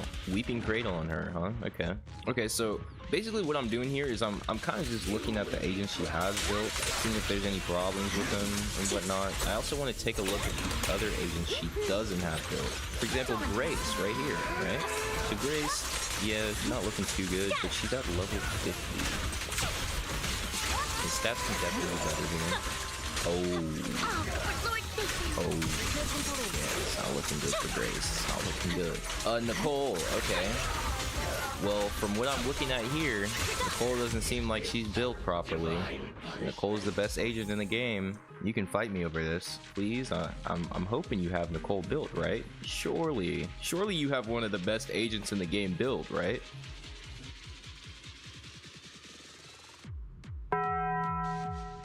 Yeah, man, that's HP inflation's fault. What the hell, HP inflation? How could you do this to Nicole, man? Oh my god. Oh my god. Oh my god. We have some work to do on here, I see. Sokaku. Wow, Sokaku actually looks built. Okay, well, to an extent, she's built, I guess. Okay, not bad. We just need to level her W engine and some skills. We can get that going. Oh, I'm sorry. You have two-piece polar metal on Seth. Do you play Seth? I don't think you play Seth. That's fine. You got lucky, man. I was about to add it to the counter. Oh my god. Bro, what is this, man? What is this, man? Oh my god. So you're telling me that you're gonna be a mod in my server, watch all of my videos, see me simp over Soldier 11 24/7, and you have the audacity to put this on her? Yeah, alright, you know what? I've seen enough. Add another one to the counter. I don't care. That one was actually personal. Okay, yeah, so I've kind of seen enough with the agent. Okay, so here's the game plan, right? We have a couple skills, a couple core passes that we need to level up. So I'm gonna go ahead and do that first. Probably grab some Denny's, some extra level up materials, just things like that. And for sure, we need to get rid of 1,000 battery charge because that is just absolutely ridiculous. Okay. So let's get started. A few moments later. Okay, I'm back. For me, it's been 2 days. For you, it's probably been 2 seconds. The power of editing, I know. Anyway, we have dumped all of our energy. And oh my god, I actually forgot how much energy was on this account. I can't remember if I showed it or not, but yeah, this battery charge right here, this was at 2,400. So we didn't just have 1,000 battery charge, we had 3,400 battery charge. Yep. HP inflation counter, baby. Anyway, while I was gone, I decided to take the time to make the 3 teams that I want to do for Deadly Assault, which are right here.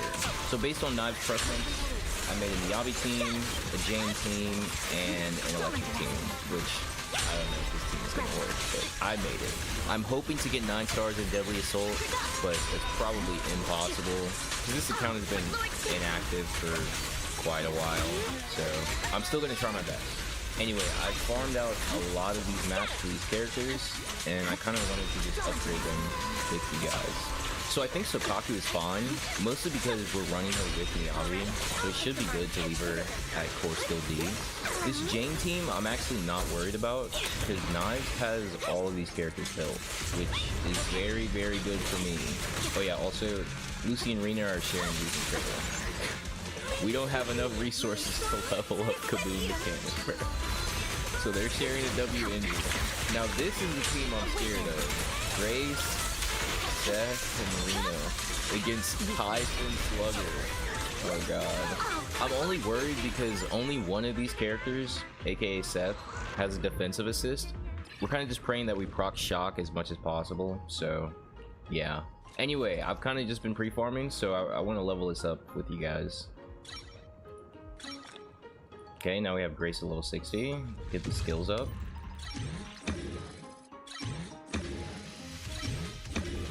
And with Grace, I do want to level her EX special a little bit more. That should be good. Maybe her ult as well. Okay, that should be okay for now. Get a free pull here, easy. And we'll start upgrading Rena to take her to level 50. I was thinking of getting her to level 60, but honestly, we gotta work with what's given. Anyway, we need to level up Rena. Oh, I didn't farm these. Alright, well, I'll be right back. 12 seconds later. Okay, I'm back. A lot sooner than I expected, because I ran out of energy. But it's fine, okay? Because we're gonna get at least 6 stars in Deadly Assault. Probably not 9, but definitely 6. Alright? And Rena is also sharing, I think, a 4-piece set with Sokaku. No, sorry, she's sharing with Lucy. She's sharing with Lucy. So we're gonna be switching around a lot of things. So that's kind of it for Rena. This is the main problem though. So her disk drives are absolute dog. And I wanted to level them up on camera in case I get streamer luck or something. So, oh, we're gonna start with this piece, I guess. We're just looking for pin or attack percent, please. Oh my god, oh my god. Guys, I'll be honest, Knives doesn't have enough energy to be farming disk drives at this point, so whatever this rolls is what it rolls. So if it's bad, that's what we're going into Deadly Assault with. Please, bro. Okay, not bad, not bad. Please. Okay. Just roll attack percent again. Just attack percent, please. It's okay, it's okay. We have this other one too. Anomaly proficiency and flat pin. Please. You know what? I believe. I'm gonna go to 15. I'm a believer. Are you a believer? I hope you are. Ready, let's go. Boom. You know what? It could be worse. It could be worse. Now this one, oh god. Oh god, this one I'm scared of. I'm not plus 15 in this. please. Eh. Okay.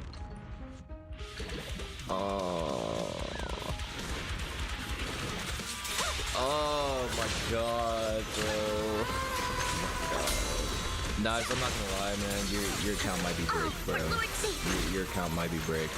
This one's not as bad. Just please. Okay. Anomaly proficiency. Oh, that's defense. It's defense, man. Hey, like I said, these are the pieces we have. It is what it is. Awaken. This is the last one. I upgraded this once, but look at these substats, bro. I have nothing better either. This is the only one, so I don't even care what this rolls. I'm just plus 15 in it. We need main stats. Actually, not that bad. I didn't think it was gonna get pinned again. Okay, it's not as bad as I thought. I mean, this account's still bricked. It's still bricked beyond belief, but it's a lot better. We're gonna upgrade it to the okay, and we had enough material for level 50. Not the best, but it's alright. Let's see, how much stats looking? Oh my god. I have no attack. Oh god, it's cooked, man. It's cooked. I mean, I don't know, man. I don't know, I'm scared. I guess we'll just go into Deadly Assault now. Alright, so Marionette time. We got Miyabi, Trigger, and Sokaku. Holy shit, bro. This is so cool. I would have leveled up the Bangbu, but I have no energy left, bro. I can't, man. I can't, bro. All right, so we're just gonna see how we do. We're hoping for 9 stars, but if not, we try to get 6. We get in, get out on 6. All right, so like I said before, pretty sure we get 3 stars here, just because we have me Bubba, but we will see. We will see. A couple basic attacks. Kind of want to get Sokaku's parry out. There we go.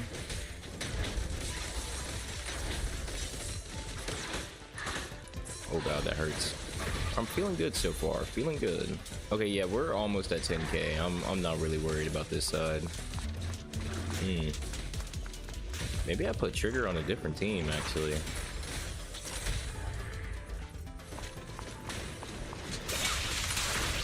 Yeah, we have so much time to spare, honestly. Oh yeah, easy 20k. Look at that, guys. Come on, man. Boom. Boom. Okay, that's pretty good. That's pretty good. Okay. 1 boss down. 2 more to go. 2 more that are real scary.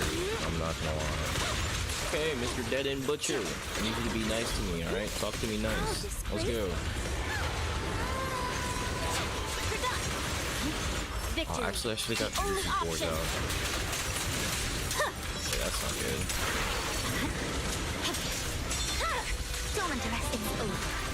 And so all I'm really doing here is just kind of taking advantage of the perfect dodges, trying to farm up points as much as possible. That was a really good image, by the way.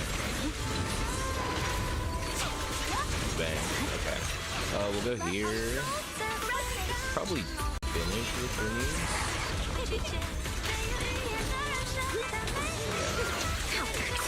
We'll go back into James.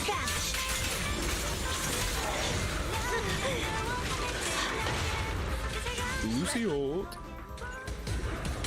Get interrupted, mofo. How we looking? Oh wow, wait, we have so many points. I was kind of scared, I'm not gonna lie. Oh my god, that hurts. Wait, can we get 20k on this? Surely, right? Wait, give it to me. Give me this last assault. No! No! Oh my god, we did it. Oh my. Hey. Hey. Easy 6 stars, baby. Easy 6 stars. Oh my god. Oh my god. I'm the greatest to ever live, man. I'm the greatest. Nobody can stop me. Actually, wait. Actually, there's one person who can stop me. Wait, I forgot. Yeah, guys, I'm not gonna lie. This team scares me, man. This team absolutely terrifies me. I don't know what I'm gonna do whenever this guy gets stunned, if he ever gets stunned. But I'm gonna try my best, okay?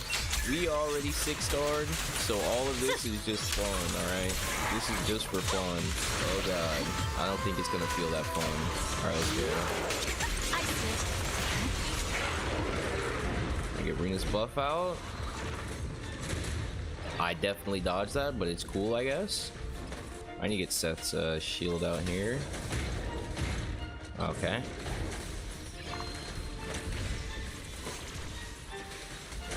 Rina EX.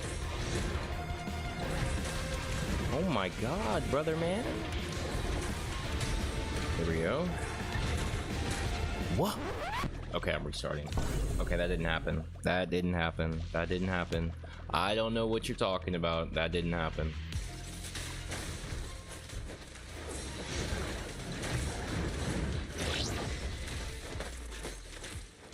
Come on. Yeah, well. EX special?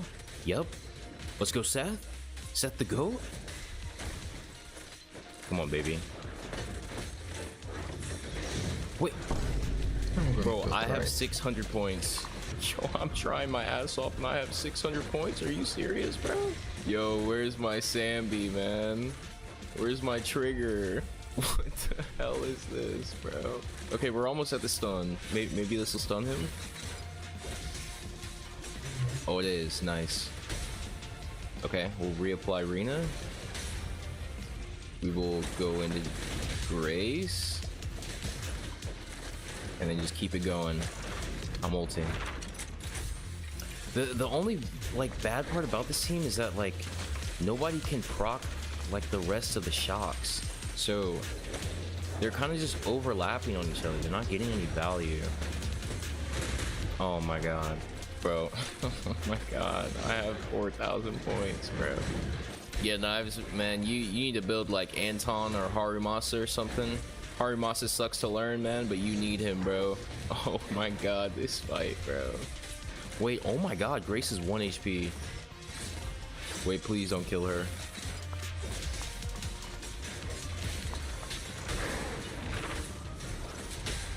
Nice. We'll apply this to Rina. Back to Seth. Can we end on Grace? Oh yeah.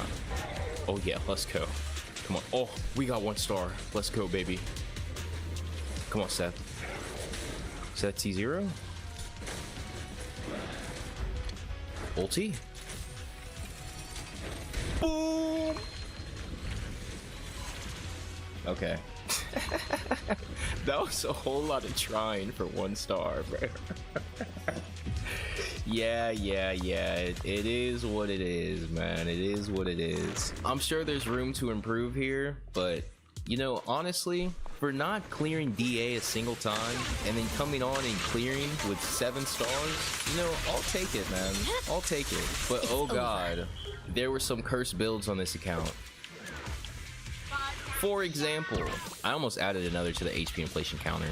Anyway, that's gonna do it for today's video. If you guys enjoyed and you want to see more content just like this, be sure to like, comment, subscribe, and of course, join the Discord, okay? Join the Discord. We have a section in there for account reviews, and I will be starting those up this week again. Also, live streams are coming back. Woohoo! Anyway, Knives, if you make me do this ever again, I'm unmodding you. Alright, cool. Thanks for watching, and I'll see you next time. Peace.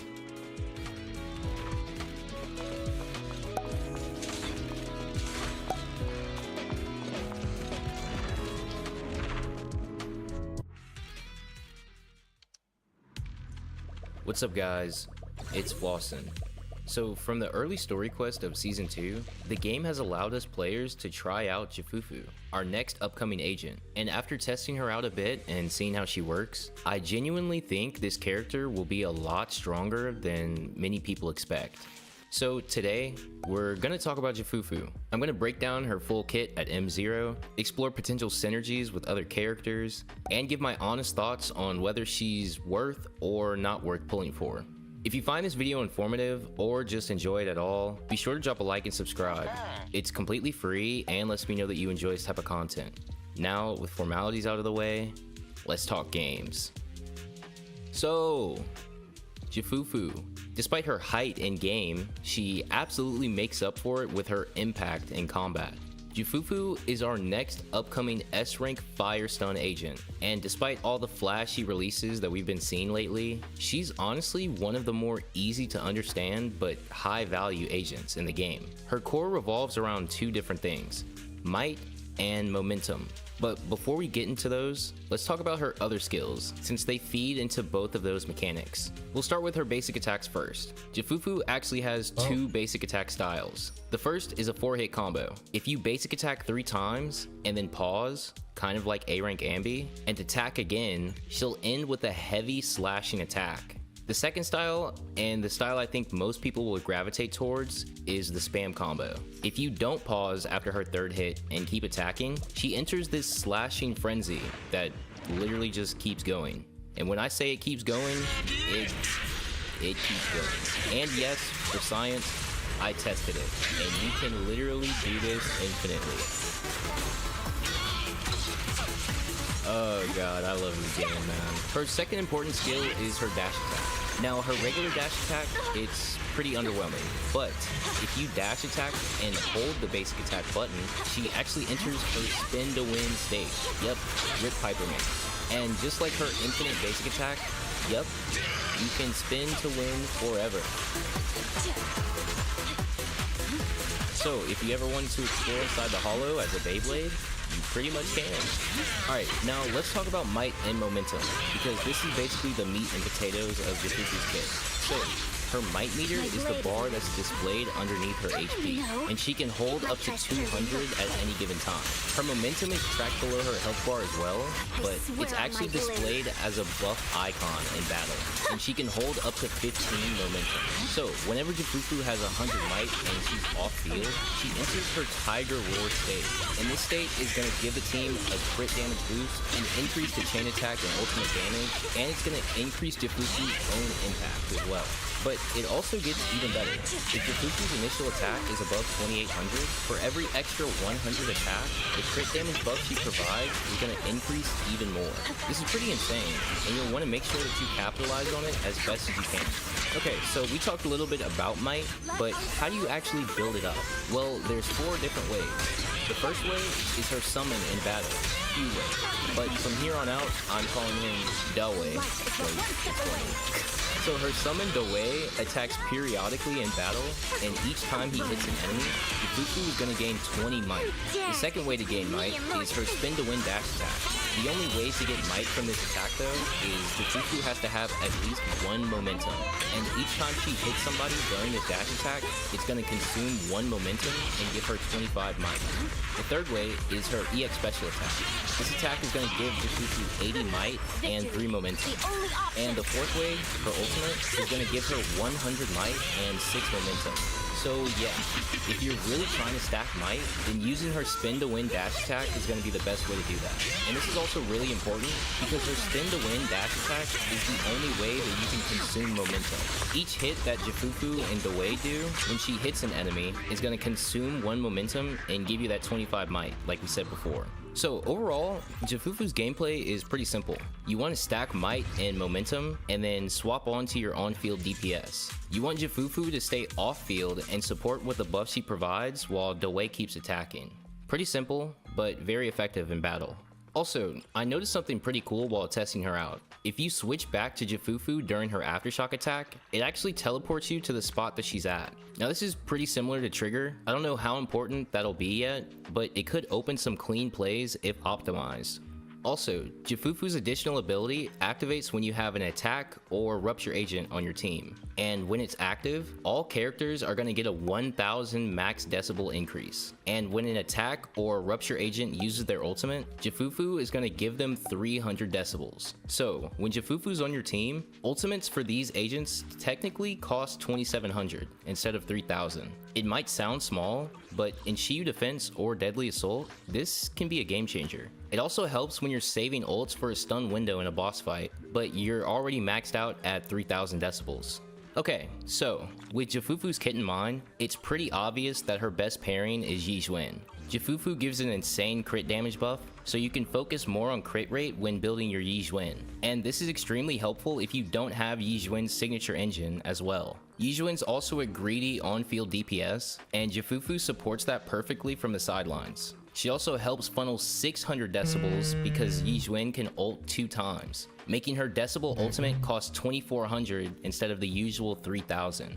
And it's no surprise that they work together lore-wise and mechanically. But what I love is that Jifufu's buffs aren't just limited to Yizhuan. Other agents like Soldier 11 or Evelyn can absolutely benefit from her. And even outside of fire-based teams, she still brings a ton of value to the table. So personally, I love her. I might even spend a little bit just to get her on my own account so I can run a full Yunque Summit team. She's fun, she's cute, and most importantly, you can explore the hollows as a Beyblade. Jifufu kind of reminds me of Qingyi, not overpowered, but super universal. This is the kind of unit that nobody really regrets pulling. I think that she'll be a great pick for new players jumping into Season 2, but sadly, I think she'll be an agent that is slept on. Not because Jifufu's bad, but because most players have already spent their pulls on Yizhuan. And I'm a part of those players. I cannot believe I lost my 75-25.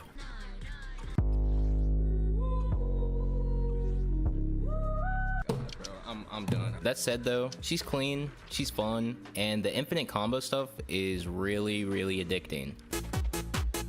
But yeah, I think that's enough yapping out of me. Guys, like I said, Jifufu is a great pickup, especially if you're lacking a good stun agent. She doesn't specialize in one buff type, and honestly, I think that's what makes her great. She's flexible, a character that grows with your roster over time. So, because of all these pros and cons of Jifufu, this whole thing has me really curious. What do you guys think? How do you feel about Jifufu after playing with her? Do you like her, hate her, and do you think she'll surprise a lot of people when she drops? Or is she an agent that most people won't think twice about? Let me know in the comments down below. And of course, if you enjoyed this video, don't forget to drop a like down below. It's completely free and lets me know that you enjoy this type of content. Until next time though, happy gaming, and may your pulls be ever in your favor.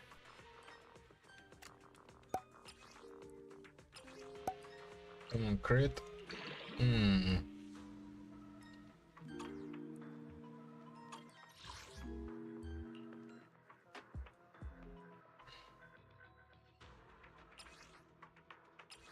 HP percent.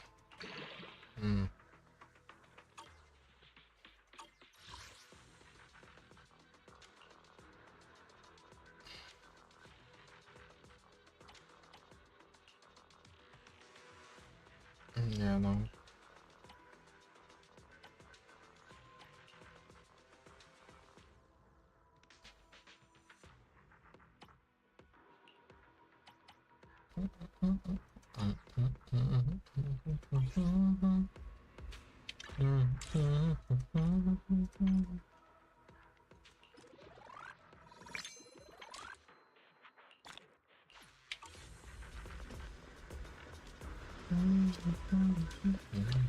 Eradicate all evil.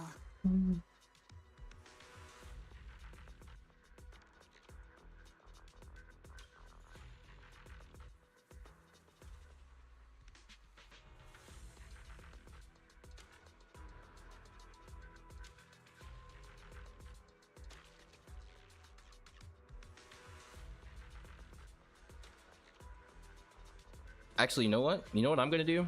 I'm gonna take my clothes off and turn on my face cam. Yep, I'm gonna do it. I'm actually gonna do it right now. You ready? This video is not for Whales and Dolphins, it's for you because you are just like me. Average Gamer here, and if you're anything like me, you've been seeing all the info come out on Yixuan, and it's been getting you kind of excited about Yixuan. But there are still potentially some reasons as to why we should hold off on pulling for Yixuan, and some of this will depend on the state of your account or your outlook on Zenless Zone Zero as a whole. So let's get into it. Let's talk about why you should and why you shouldn't be pulling for Jiggle. I mean, Boo. I mean Yixuan. Okay, so let's start with the why you shouldn't first, and then we'll move on to why I am going to, and then also why you potentially should as well. So first things first, she's not as strong as Miyabi. She works differently to Miyabi with her sheer force mechanic, which negates enemy defenses. And if you're just looking for a character with the best scaling and the strongest DPS in the game, she's not it right now. But, and we'll talk about this a lot more under the why you should umbrella, but what she will offer is she's going to offer you a way to deal a buttload of damage to the inevitable bosses that will be built around Yixuan. Now, I say bosses, but that's not actually known. It might just be one boss, but there will be at least one boss that really wants you to have that sheer force mechanic and really wants you to have ether damage. So I guess what I'm saying is that, like, yeah, she might not be as strong as Miyabi, but on the other side of that coin, there will be a shield boss, and we'll talk about that some more in just a moment. Okay, the other reason why you might not want to pull for Yixuan is that she's rerunning with Astra. Astra is the best support in the game. If you see my 5 best characters in Zenless Zone Zero video, you'll know that I think that Astra is the best character in the game because she enables you to play whatever you want to play. You want to play DPS Lucy? Yep, Astra can make it work. But basically, whatever you want to do, you can make it work with Astra. No. So the fact that she's rerunning with Astra and the potential that you may have a different character that you really love as a DPS, maybe it's Sambi, maybe it's Jiwan, maybe it's Evelyn, and you want to take them to the next level so that you can continue to clear content with your favorite character, then actually maybe you should consider Astra over Yixuan. We'll talk on this a little bit more when we talk about the why you should section, but yeah, maybe you should consider pulling Astra over Yixuan.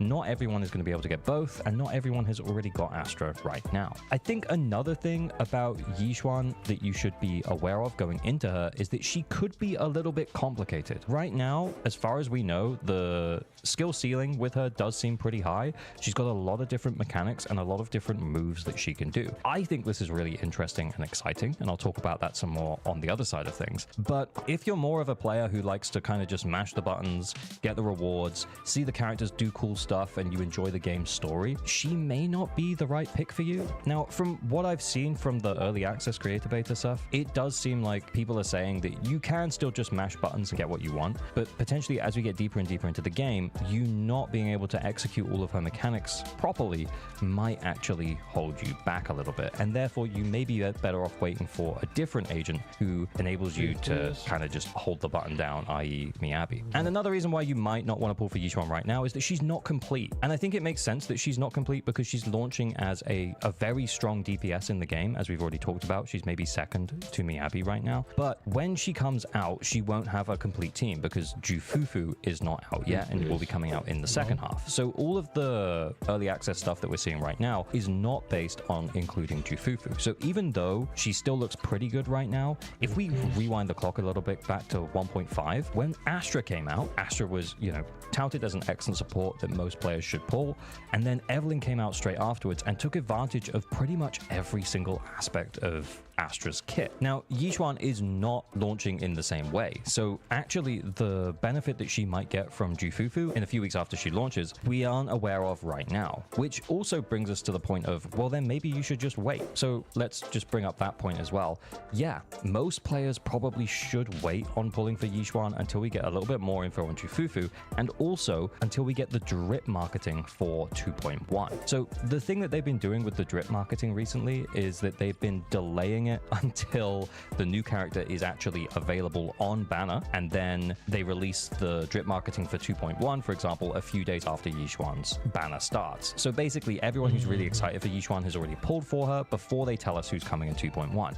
And if there's a character that really appeals to you in season 2, maybe it's the Thyron guy, maybe it's the bunny girl, maybe it's Orpheus, whoever it might be that you are really excited for, it might be worth holding off until at least a week or so into Yixuan's banner so that we've definitely had the drip marketing, and then you can make a more informed decision as to whether or not you want to pull for Yixuan. And like lastly, the last reason that I have here is that she still wants Astra.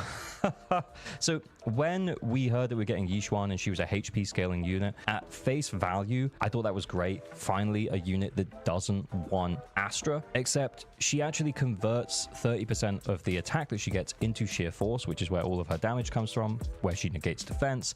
And that means that Astra is still currently her best in slot along with the Panda. And we'll talk loads more about the panda when we get onto the why you should section. So yeah, if you were hoping to run different supports or have a character that didn't need Astra, then right now that's not Yixuan.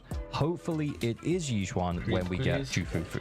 But again, like there's no guarantee of that. Okay, let's move on to the second half and why you should consider pulling for Yixuan. Right after this reminder that you probably aren't subscribed. Liking and subscribing is a great way to support creators like me on YouTube. You can also drop me a follow over on Twitch if you want to hang out while I yap about any of this stuff live. And you can also join the Discord to hang out with some cool, chill Zenless Zone Zero peeps, ask for help, get build advice, all of that kind of stuff. So let's talk about why you should pull Yixuan and why I specifically am also going to be pulling Yixuan. Thing number one, have you seen the trailer where she fights Miyabi? Yeah, it was sick. While I'm not saying that I'm pulling Yixuan as a waifu pull, what I am saying is that I am really excited for her as a character. I like the way that she's been presented so far. I actually feel like that nonchalance she has as a character is incredibly interesting. It's kind of intriguing me more. I'm excited to learn a lot more about her in Season 2.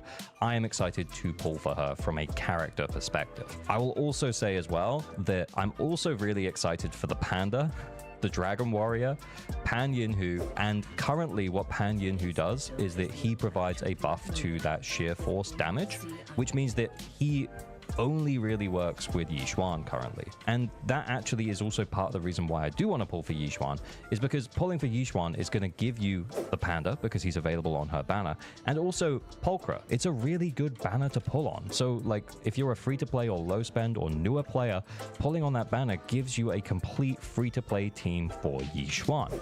And Yixuan's team flexibility, I know we talked earlier about the fact that Jufufu is definitely going to increase her team flexibility as well, but her team flexibility currently is also pretty good. You can run her with the panda that you're going to get from pulling from her, and then you could also run her with Astra, you could also run her with Pulchra, Caesar, Trigger, who wouldn't get the additional, Khalida can also work, but she's apparently not that great because she stuns too fast and you can't build up the stuff that you need for Yixuan. But yeah, you...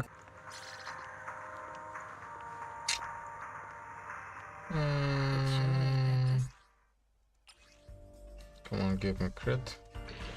No.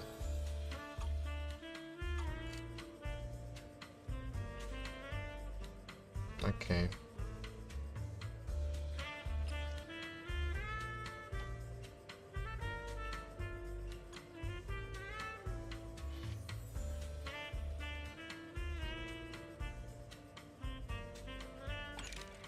Let's try this again. The joy that this delicious composition brings is truly remarkable. Nope.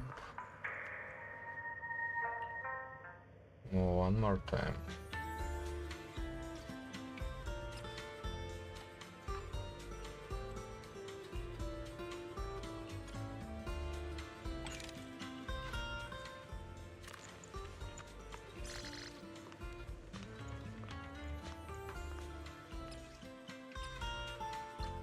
Reiterate, please.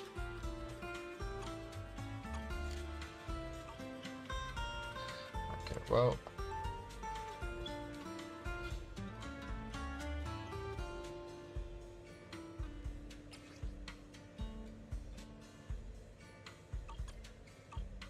I'll be waiting for your next visit. What flavor of music would you like to try today?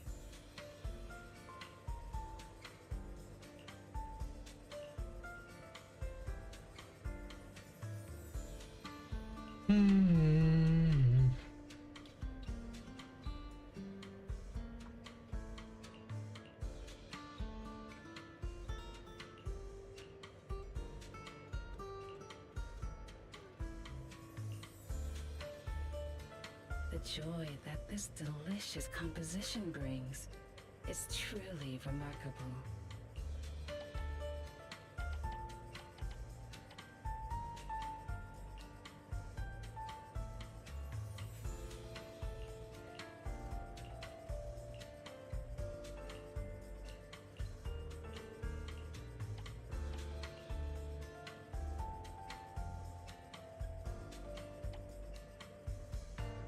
The joy that this delicious composition brings is truly remarkable.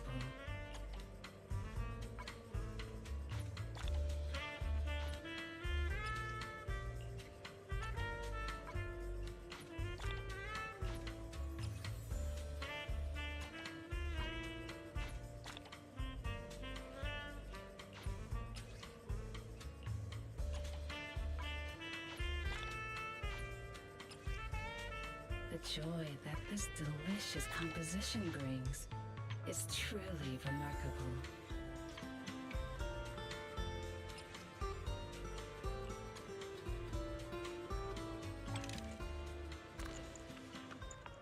Ah, what a perfect mix.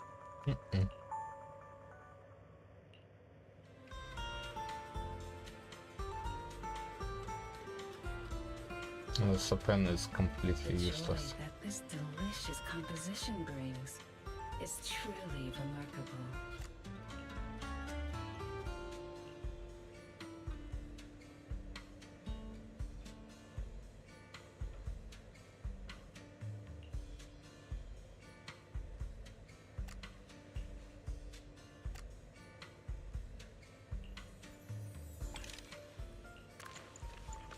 This one's flavor goes on. The joy that this delicious composition brings is truly remarkable. Maybe.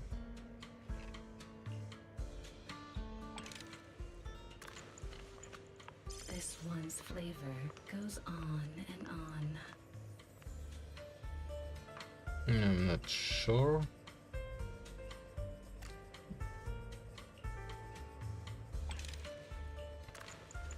But take your time and savor it.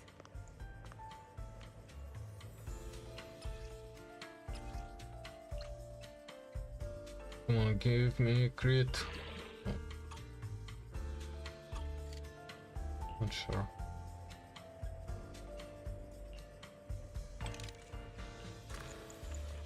Ah, what a perfect mix. The joy that this delicious composition brings is truly remarkable.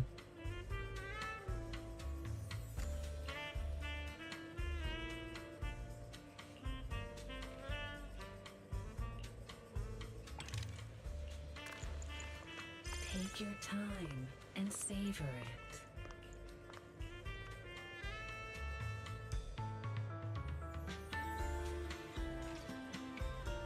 The joy that this delicious composition brings. This one's flavor goes on and on.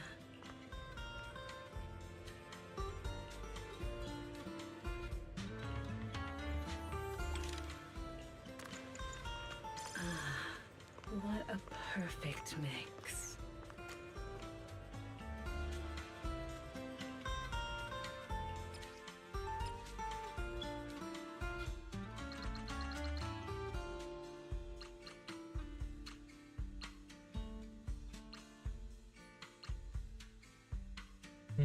Come on. Yay! That's amazing.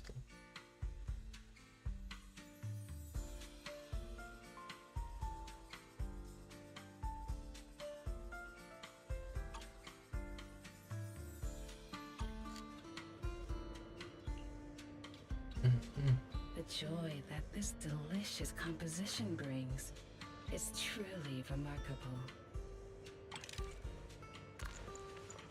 Take your time and savor it.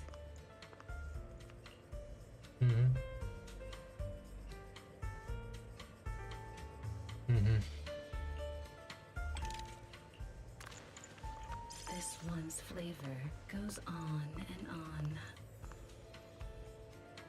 The joy that this delicious composition brings is truly remarkable.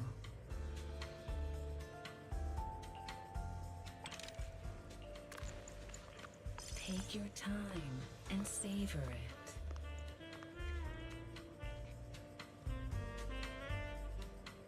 Okay, maybe.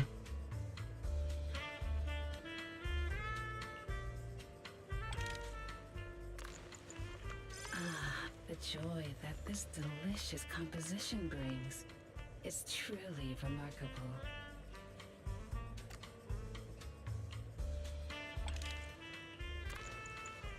Ah, what a perfect mix.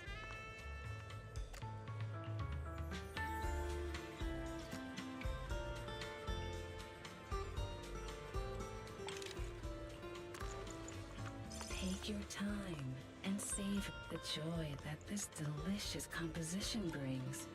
Is truly remarkable.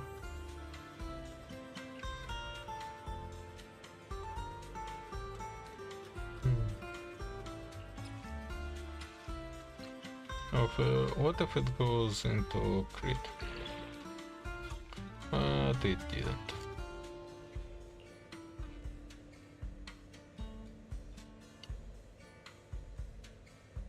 The joy that this delicious composition brings is truly remarkable. More crit?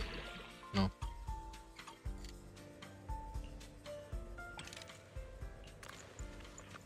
Take your time and savor it.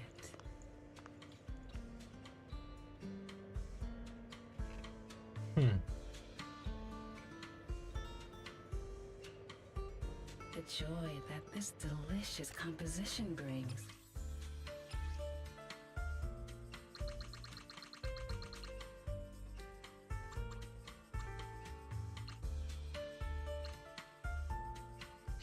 Come on, give more of that. Yes. Wow. Nice. Nice. Amazing.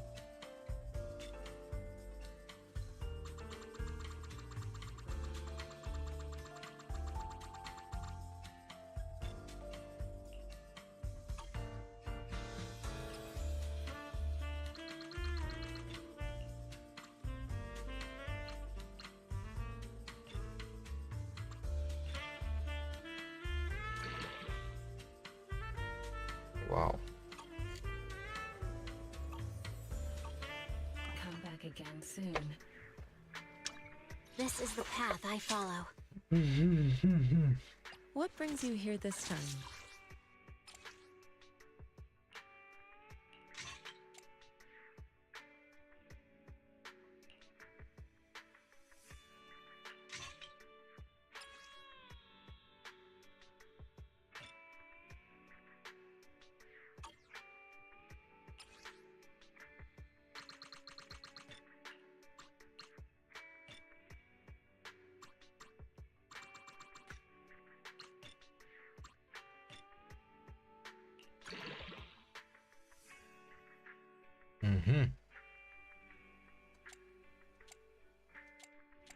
Lots of crit rate.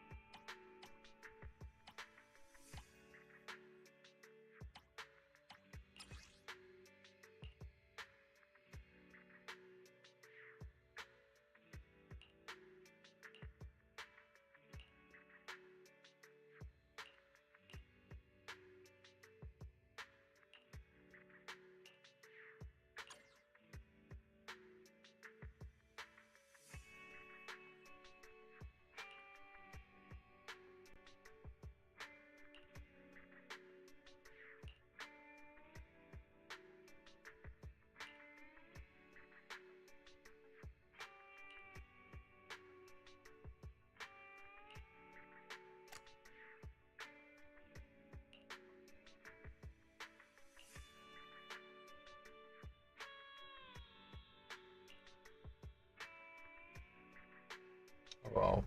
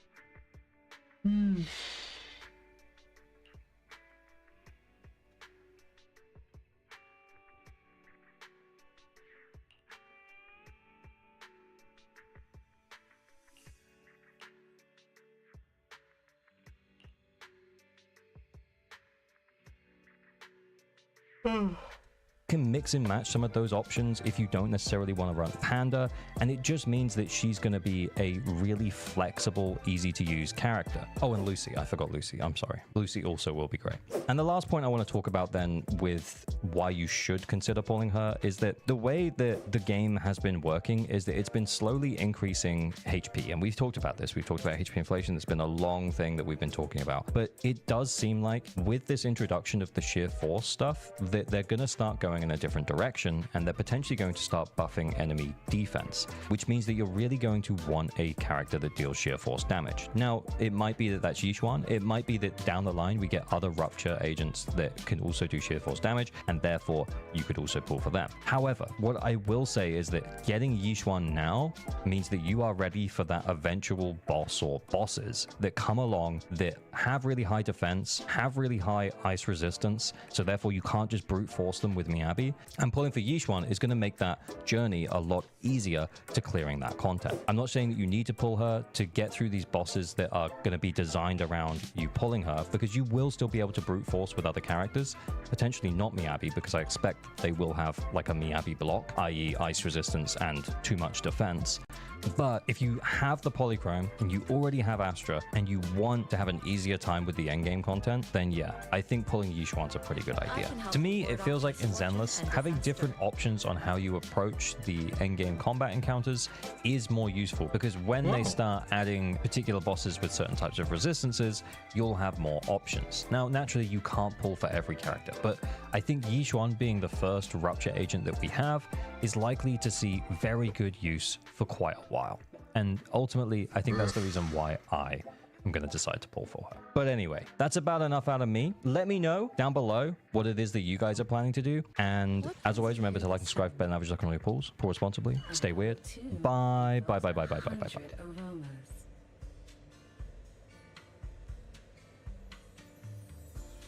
What's up, guys? It's Flossin, and welcome to my Deadly Assault Guide. Deadly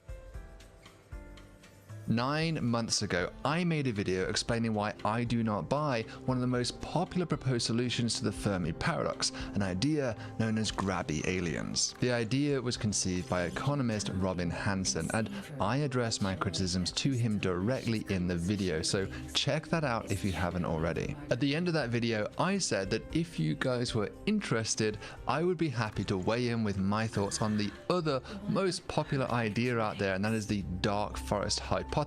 And indeed, many of you said, yes please. So today, I'm going to explain what Dark Forest says and why ultimately I don't buy this one either. Dark Forest is a theory which, simply put, places fear as the primary motivating force for the behaviors of alien civilizations. Fear of the unknown, of what might be lurking amongst the stars, is one of the oldest and most visibly articulated paradigms in humanity's discussions of alien life. Science fiction, in particular, amplifies this view, often portraying alien species as hell-bent on our extermination, and we have to acknowledge that we have been somewhat culturally preconditioned to expect this outcome due to Hollywood's lust for exploding cities. In a nutshell, Dark Forest proposes that the cosmos is a dog-eat-dog universe. It is actually filled with civilizations, but most of them stay silent for fear of being attacked. If a species does announce itself, then it will invariably be destroyed simply as an insurance policy against possible future competition. So the theory accommodates the premise that life could be common, and yet it explains the great silence that we observe. It is simply a consequence of this fear-driven mentality. Although the motivating ideas behind Dark Forest have been around for a long time, I guess what we might call the canonical Dark Forest theory stems from the 2008 science fiction series, The Three-Body Problem, by Chinese author Liu Cixin. Now, I'll be honest, I remember when I first heard that The Three-Body Problem, a book I own, had become a bestseller, I was kind of surprised but pleased that the public had finally got into Hamiltonian operators, but of course it was a different book. So what we now call the Dark Forest theory is usually a reference to the second novel in this Liu Shexin series, but even then, this isn't the first story to introduce these ideas. It might be fair to call Fred Saberhagen's Berserker novel series as the father of Dark Forest, a series dating back to 1963, worth a read if you haven't before. In these stories, a civilization known as the Builders builds the Berserkers as a weapon against their mortal enemy, but the Berserkers malfunction and spread across the galaxy, sterilizing all worlds of organic life. The closest thing to a scientific basis for the Berserker hypothesis comes from physicist John von Neumann, who discussed the idea of self-reproducing probes, now often simply called von Neumann probes. Whereas Berserkers have the primary objective of killing all life, von Neumann probes simply aim to expand and reproduce, much like a bacterial colony. But it's easy to criticize the Berserk hypothesis as being plainly incompatible with our very existence. In fact, this was first pointed out by astronomer Michael Hart and is thus known as Hart's Fact A, that genocidal aliens have not visited us. And look, our planet has been infested with organic life for at least 4.2 billion years. So long that even if Berserkers were limited to the outrageously slow speeds of our Voyager 1 spacecraft, they could still have sterilized the entire galaxy 2.5 times over by now.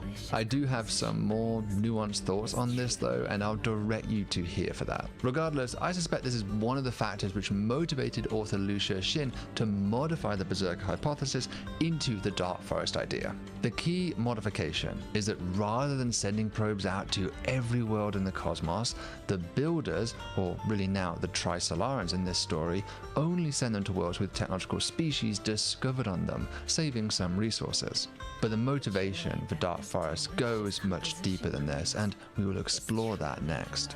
Whether space is a dark forest or not, the internet certainly is these days, and so that's where today's sponsor comes in, Incogni. In Dark Forest theory, species work hard to keep their presence undetected, and I think a lot of us feel the same way about our online presence. Of course, these days, companies often demand your personal information to start new services and subscriptions, but then they often sell that information on to data brokers. Your data is their product, often being sold to the highest bidder. Information like your employment history, address, telephone number, and even social security number. You can fight back with Incogni. In fact, Incogni now has custom removals in the Unlimited plan and Family Unlimited plan. So, if you find your personal information visible on a People Search site or other website, flag it and an Incogni private agent will take care of the rest for you. Sign up and they work to make you invisible again, chasing down where your information is and then using the weight of the law to demand that information be cleaned. For me, Incogni have now successfully deleted my personal info from nearly 1,000 sources. 1,000! It would take me roughly 700 hours to have done this myself, so I'm glad to have the professionals' help. So sign up today at incogni.com/coolworlds and use the code COOLWORLDS for an exclusive deal of 60% off. Once again, that's incogni.com/coolworlds, code COOLWORLDS. Now, back to the video. So, if we're going to go deep into Dark Forest theory, and hey, this is Cool World, so of course we are going to go deep, we have to introduce some concepts from game theory. The case for Dark Forest is largely motivated by imagining the cosmos as a sequential game, like a game of chess, in which each player takes turns to make actions. Dark Forest assumes that the only objective of this game is to survive, but frankly, that's a rather tragic state of affairs if that's all you care about. So consider that an alien species, here the Trisolarans, receive a broadcast from humanity, not a directed message, but rather it's some kind of radio beacon that we blurt out in all directions. They now have 3 possible actions. They can ignore the broadcast, they could reply to it, or they could attack us. In game theory, we can compare these possible actions by weighing their net payoffs. So consider the first possible action the Trisolarans could take to reply to us. In this case, humanity will gain information, we will now know that they exist and their location, or at the very least the location where their relay stations. This means that the ball is now in our court as to what happens next. Humanity could continue to communicate in friendly dialogue with, let's call it, a probability PC, and that would lead to some long-term benefit to the Trisolarans. If we dub this benefit as F, then the payoff of this sequence of events to the Trisolarans is simply PC multiplied by F. But maybe humanity isn't so friendly. Perhaps instead we attempt to exterminate the Trisolarans, remove the player from the game. Our message was then just bait to find their location. Of course, our current technology might not be able to sterilize a planet, but they don't know that, and plausibly we could do it in a few centuries regardless.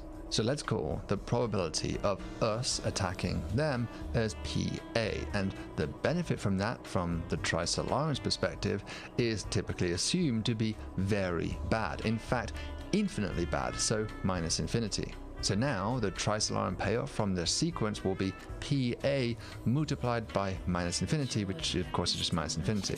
When we add up the different payoffs, including the ignore case, the net payoff is dominated by that minus infinity, and so replying looks like a bad idea. Instead, the Trisolarans could just ignore the broadcast, but then it's only a matter of time until we detect them anyway as our technology grows. And then the attack risk would reappear, and so this branch also ends up as having minus infinity payoff. The Dark Forest argument is thus that aliens will never engage in the reply or ignore options because of those abysmal payoffs. And this leaves them with just one course of action: attack. Whilst this might cost them some resources, that would pale into insignificance compared to their own demise, and thus essentially it represents a neutral action and the best play available. Proponents of the Dark Forest hypothesis cite this game-theoretic underpinning as its major strength. Combined with the fact it explains the Great Silence, it seems like Dark Forest has everything buttoned up pretty well. But I have two major criticisms of Dark Forest, and the first is that this game-theoretic argument is too simplified and, frankly, a little naive. So to recap, the argument is that for aliens like the Trisolarans, replying or even ignoring a broadcast from humanity is always too risky. Far safer just to destroy the sender. Presumably, all species come to the same logical conclusion, and thus the universe ends up being very quiet. But the argument here is one of deduction. Recall that the reply and ignore strategies were found to have minus infinity payoff, and thus we concluded that the third option must be the preferred strategy without really giving it too much thought. So let's look a little bit more closely at that strategy now. Here, the Trisolarans attack humanity upon receiving our message. Now, in the novels, the Trisolarans live in the Alpha Centauri system, which just so happens to be the closest star system to us. This is an enormous contrivance for the sake of the story to allow for fast travel. The odds that the very next door system not only has life on it, but a technological civilization is remote. In fact, Avi Loeb has formally estimated it to be 1 in 100 million using a Copernican principle argument. Yet more, a neighboring civilization like this would surely already know about us, and thus our continued existence already undermines the Dark Forest theory.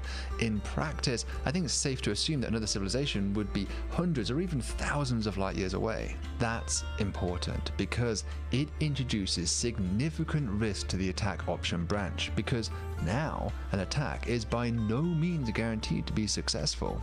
It's quite possible that in 1,000 years from now, humanity's technological prowess has exponentially increased.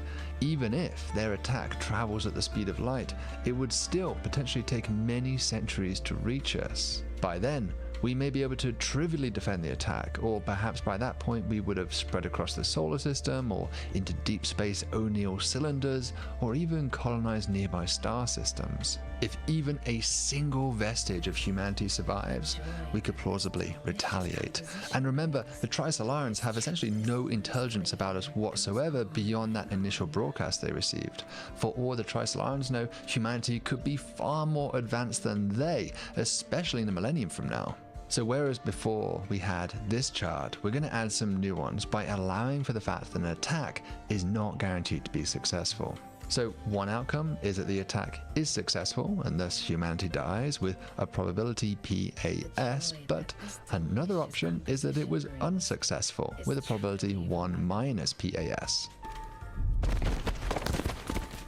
Master Kenta, you survived. Now at this point, if you really wanted, you could add another decision tree as to how humanity responds to such an attack, but simply adopting the likely response of a counterattack suffices for our purposes. Now it's worth noting that that attack, and indeed the other attacks on here, are also not necessarily successful either, but they all carry some finite chance of success multiplied by minus infinity loss for the Trisolarans, and thus their payoff will always end up being minus infinity. And the counterattack doesn't even have to come from humanity directly. It could come from an alien ally or our pet AI. The result is the same, and that is that the net payoff of all three actions is now minus infinity. So it seems like this game theoretic approach has actually kind of broken down here. Ostensibly, all three of these actions have equally awful payoff, but this really only happens because of this introduction of those minus infinities. To make mathematical sense, we have to replace them with a finite value to existence, let's call it E. And so this now gives us something like this model shown here. When we go through and add it all up, the attack behavior is the superior strategy to the others only when these inequalities are satisfied, which we can actually simplify if we assume that the value of dialogue is pretty negligible compared to survival. And because of the sign dependency, these really just boil down to this. So, the attack behavior is only worthwhile if the probability of attacks being successful exceeds the probability that civilizations don't attack first. A remarkably simple result. What the canonical Dark Forest argument assumes is that attacks are always successful at eliminating other players. So, for example, Project Nash comes up with this game theoretic chart where attacks are always assumed to equate to destroy. To me, this is a mistake.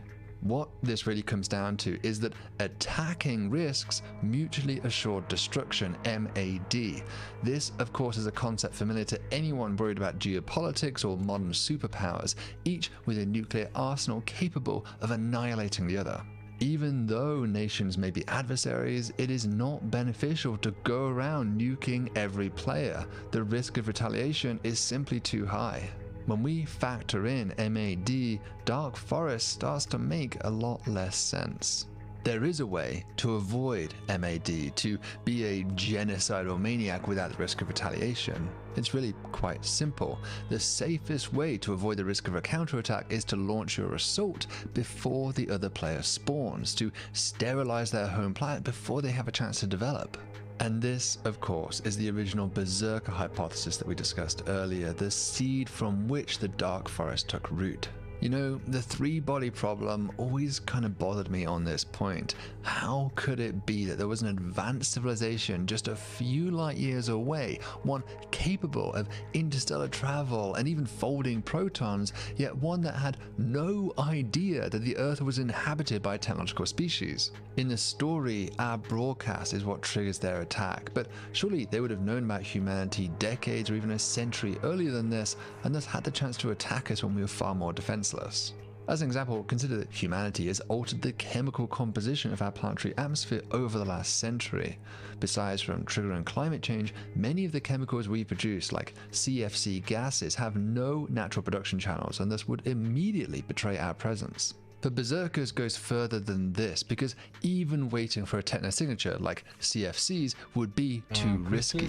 Once again, humanity could greatly advance in the years it takes to attempt our sterilization, and thus they would risk retaliation. Berserkers neatly sidesteps this risk by simply sterilizing all planets with life on them, regardless of their evolutionary development. We can make a similar game theoretic chart when playing in Berserker mode. Let's imagine the Trisolarans evolved millions or even billions of years before us. So, after noticing that the Earth has life on it, they could just ignore it. In that case, effectively the next turn is billions of years later when humanity develops and discovers the Trisolarans. So this looks largely the same as before, carrying the same risk of Trisolaran extinction. On the other hand, the Trisolarans could attack Earth, but now there's no impediment to their success.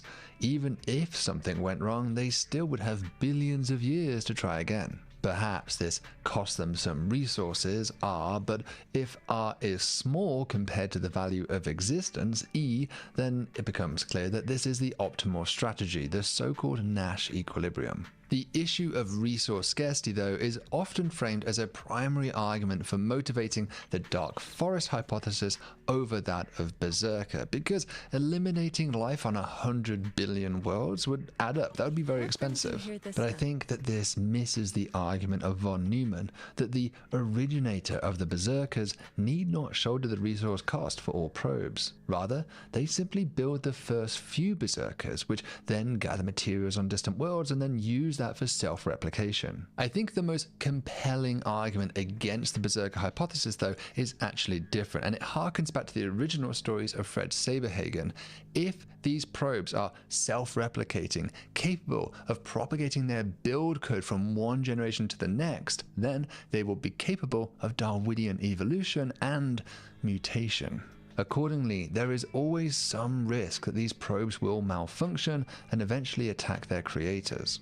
In essence, we have introduced a new player into the game, one who is bent on destruction from the outset.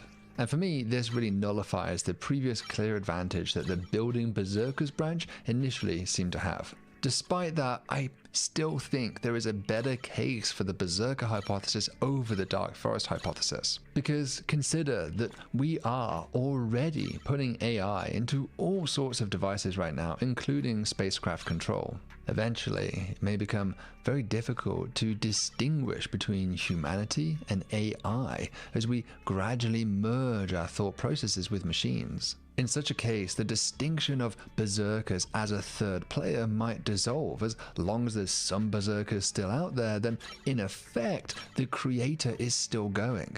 To try and wrap this criticism up a little bit more neatly, I think that the whole premise of sitting around waiting for alien communication and then attacking anyone that says hello ignores the existence of telescopes. Similarly, avoiding broadcasting for fear of being discovered and thus destroyed ignores the existence of telescopes. Because look, already we have telescopes bordering on being capable of remotely detecting life on another planet. And in another century, it's not hard to imagine us building super telescopes cataloging living worlds across the galaxy, analogous to how we are currently cataloging exoplanets. The game theory argument assumes that the only information exchange that can occur are via messaging or essentially an attack, but telescopes are like a spy network that undermine this premise. Thus, the whole idea of waiting around for a message trigger doesn't make sense. If you are able and willing to go around the galaxy sterilizing planets, then there is no reason to wait until the last moment to do it. In fact, doing so would come with substantial risks of retaliation. Dark Forest is a theory about fear, but truly only our fear.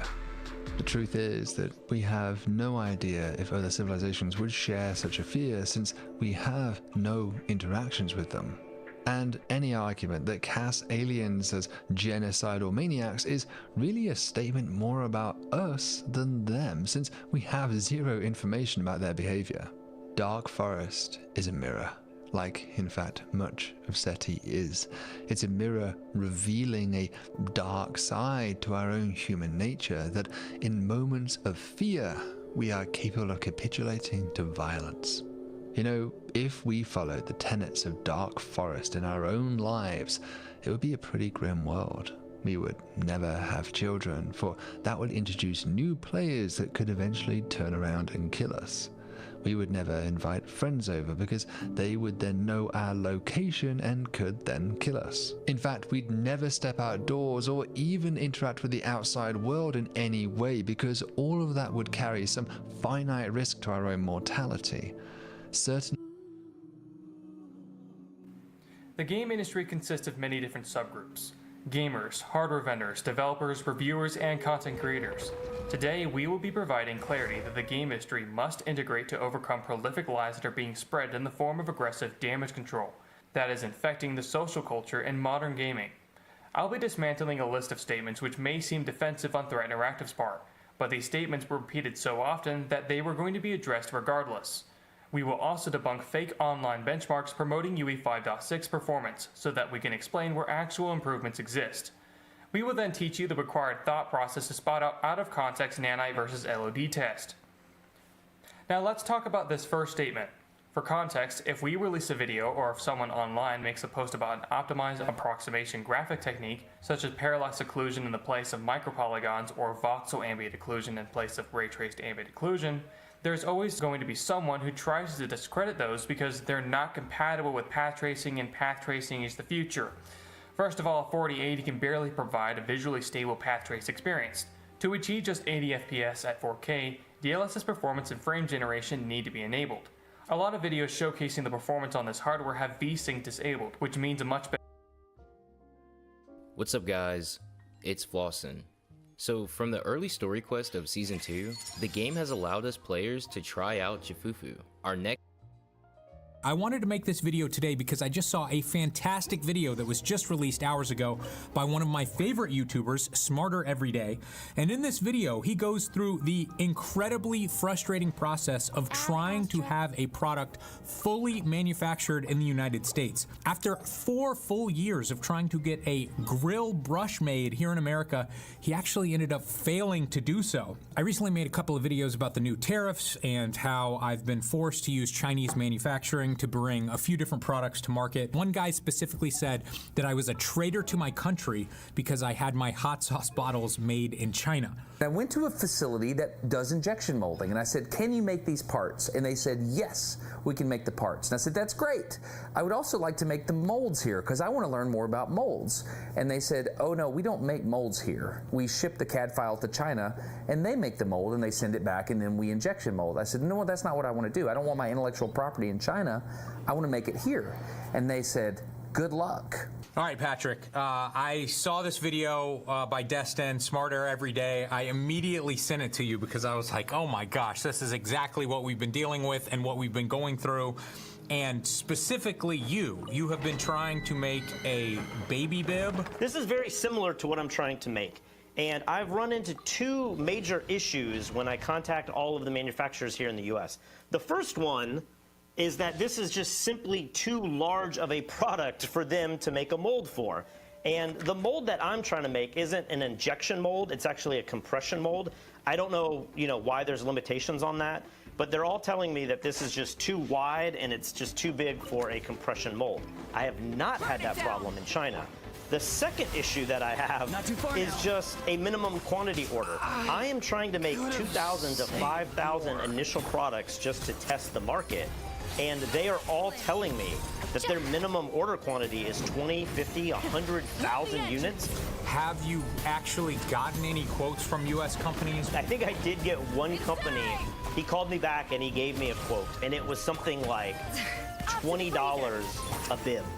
And the quotes I'm getting back from China are ranging between $2 and $5. We actually have a neighbor in our community in Puerto Rico who his whole family's business has been making compression and injection molds in Puerto Rico. So I thought, man, this is my end. I'll just make my product in Puerto Rico. It'll be US made. It'll be made in my backyard. I can monitor it. It would be the best way to go about this entirely. And he told me, well, just be aware that the molds themselves made in Puerto Rico could easily be $25,000. I want everybody watching this to realize just how difficult it is to design a product from scratch. Destin's grill brush here only has 9 individual parts, and most of these parts are off-the-shelf parts, meaning that he doesn't have to custom design them and have them custom made in some factory. They existed before he started building this brush. Now, Destin is an incredibly smart and talented person. I'm sure he thought he could design this brush very easily. It's not a very complicated product. And everybody thinks that, but I'm telling you, it's a nightmare because you don't know what problems you're going to run into until you can test the product, and you cannot test the product until you build the product. And creating these prototypes is such a slow and expensive process. When you go against the grain, it'll catch. It puts a lot of tension on the individual rings, and they're coming apart. With my hot sauce, I spent over a year designing the bottle and the lid, and then once I was happy with everything, I realized that I couldn't seal the bottle. Most hot sauces are sealed with a heat shrink wrap, but of course that requires a neck on the bottle, which my bottle doesn't have. I had planned to use a little foil sticker like you might see on a bottle of toothpaste, but only after I had finalized all of these designs did I learn that those foil stickers don't stick on glass. They only stick on plastic. So then I had to completely redesign my box, adding the tamper seal to the outside of the box. And then after I ordered 10,000 bottles, lids, and boxes, I had them shipped in to a co-packer in Florida. I flew in to be part of the first run. We made 2,000 finished bottles and we boxed them all up. And then we came in the next day and realized that all of the stickers were peeling off of the boxes. It all has to be redone. We have to open up hundreds of these 12 packs and redo all of it. Now, I know these issues sound silly and insignificant, but any one of these small sounding issues would absolutely destroy the business. If I sold hot sauce that looked like it had been opened and tampered with, I guarantee you the business fails immediately. And when you've spent literally years and tens or hundreds of thousands of dollars on this one product, having these little issues come up can just feel detrimental and makes you want to completely give up. In all of Destin's videos, he's just the nicest, happiest guy, and he keeps up that appearance in this video as well. But I can tell you, if he really did work on this project for 4 years, he probably wanted to quit so many times. 1-inch long stainless steel quarter 20 bolt. This was so difficult. I know it sounds like an industrial commodity, seems like a simple thing, but if you want to buy this made in the USA and you stipulate that, that changes everything. Foreign bolt like this, 9 cents a piece. In the US, average 38 cents a piece. Now, when most people think about manufacturing, they imagine one factory where plastic and metal go in one side and then grill brushes come out the other side. And that's not really how it works, because most factories specialize in one thing, and they might make one component of a product that's made up of multiple components. Looking around my office here, I have products that are literally made up of hundreds or thousands of components. Literally, the simplest product I have here is this knife. There might be one factory that makes the metal blade, another factory that makes the clip, another factory that makes the plastic handle, another factory that makes the screws, another factory that makes the glue that holds it together. And then we haven't even talked about the packaging yet, because nobody ships a knife by itself. You're going to want to put this in some sort of nice packaging. Is the packaging going to be made of cardboard? Who makes the cardboard? Who's going to fold the cardboard? The cardboard is certainly going to have printing on it, so we have to ship it to a printer. And then all of these components are going to have to be shipped somewhere where they're actually assembled into one product that you'd find on a store shelf. We took all the metal parts to Chris and the guy that works with him named Jeremy, and they assembled the molds, and they explained that there's a couple of things that weren't quite right. I realized that a machinist is not enough to be an injection mold designer and maker. They're two different things. You have one set of skills that feeds into the other, but ultimately that tool and die creation is its own thing. Now, China has become an expert in manufacturing, but more importantly, they have become experts in project management. When I first started my hot sauce business, the first manufacturers that I reached out to were glass bottle manufacturers, and every single one of them wanted to take on the entire project. They didn't just want to make the bottles for me. They wanted to make the lids, the labels, the box. They wanted to have everything done in-house. And that doesn't mean they're actually manufacturing each component in-house. It just means they're managing it for me, and then they're taking a cut on the back end. When I go to Alibaba and I just get all of these manual quotes, you know, I tell them I need this, this, this, and this, and I'm very, very specific. I get back quotes for every single line item, and they are so eager to do all of it. And they tell me, hey, we can do the packaging, and if we can't do a certain sticker that you need, we have a factory just down the road, and they will just send us the stickers that we will put on in our factory, and we'll just get everything ready to go so that it can be shipped on a boat, and it's just ready to go to Amazon. When I've been trying to build quotes for my product here in the United States, the second that I start asking them, hey, can you also make, you know, a 3 mil bag with a zipper that can hold this, they just start saying, whoa, whoa, like, I don't know that we can do that. So it just makes me realize that they are way in over their head, and there's no way that this entire process is going to be as turnkey as it is through all of these factories in China. If you could find a company to do this in the United States, it would at the very least be tens of thousands of dollars, probably more like hundreds of thousands of dollars. But in China, I haven't been charged a single dime for any of this prep work. The price that I was quoted at the first email is the price that I paid a year and a half later when they finally mailed everything to me. It appears like Destin is doing this project management all on his own. He has had to find every single factory. He has had to try to convince them that they are capable of doing this job, even though most of them don't want to do it. He's then having to get all of these individual components mailed to another factory, and if there's a problem with a single piece, the product ceases to exist. Eventually, after literally months of emailing people back and forth, John picked a supplier that got him for 35.5 cents a piece, which we then verified were made in Massachusetts. After we bought our bolts, quote came in for 19 cents a piece. Other salesmen told me there's no way that's American. I couldn't verify it. It got sketchy. I don't know. I have no idea what to do with that. I thought it would be simpler. Like, they're on the shelf, they're made in the USA, buy them, they're this price. Very difficult. Let me ask you, I mean, what do you think about products that are made in America? When you need garden shears, do you care if the scissors are made anywhere in the world, or do you want something that's made here in the United States? When I was younger, I used to think that it meant something, and I used to think that it was legitimate, but now it's kind of like the organic symbol on food. I'm like, it's bull. It's not real. It's just a marketing mumbo jumbo. There's no way this product is fully made in America. This is an off-the-shelf item that we ordered, and when we ordered it, we were told it was made in America. We thought they were made in America, but when they got here, they're not. They're made in Costa Rica. It maybe used to mean that it was higher quality, and it can still mean that, but you can get any quality product you want made in China. It just so happens that most humans don't want to spend a lot of money for a product. After that, we put them in a box and we take them back to Chris's place, where we lays a logo on the handle, which is really cool. This is currently the bottleneck in the process. It's a little slow. We're trying to automate this, but my favorite part, we get to put Made in the USA on the handle. And I've just looked this up right now.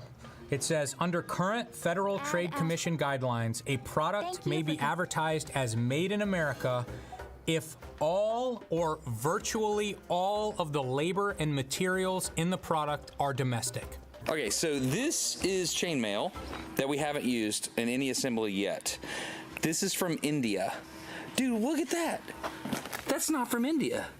That's Chinese. This is so hard. This is so hard. It's the supply chains. Jack. It always goes back to China. It's pretty weird to set out to try to make a thing completely in America and to find out towards the end of the process that you made something in China anyways.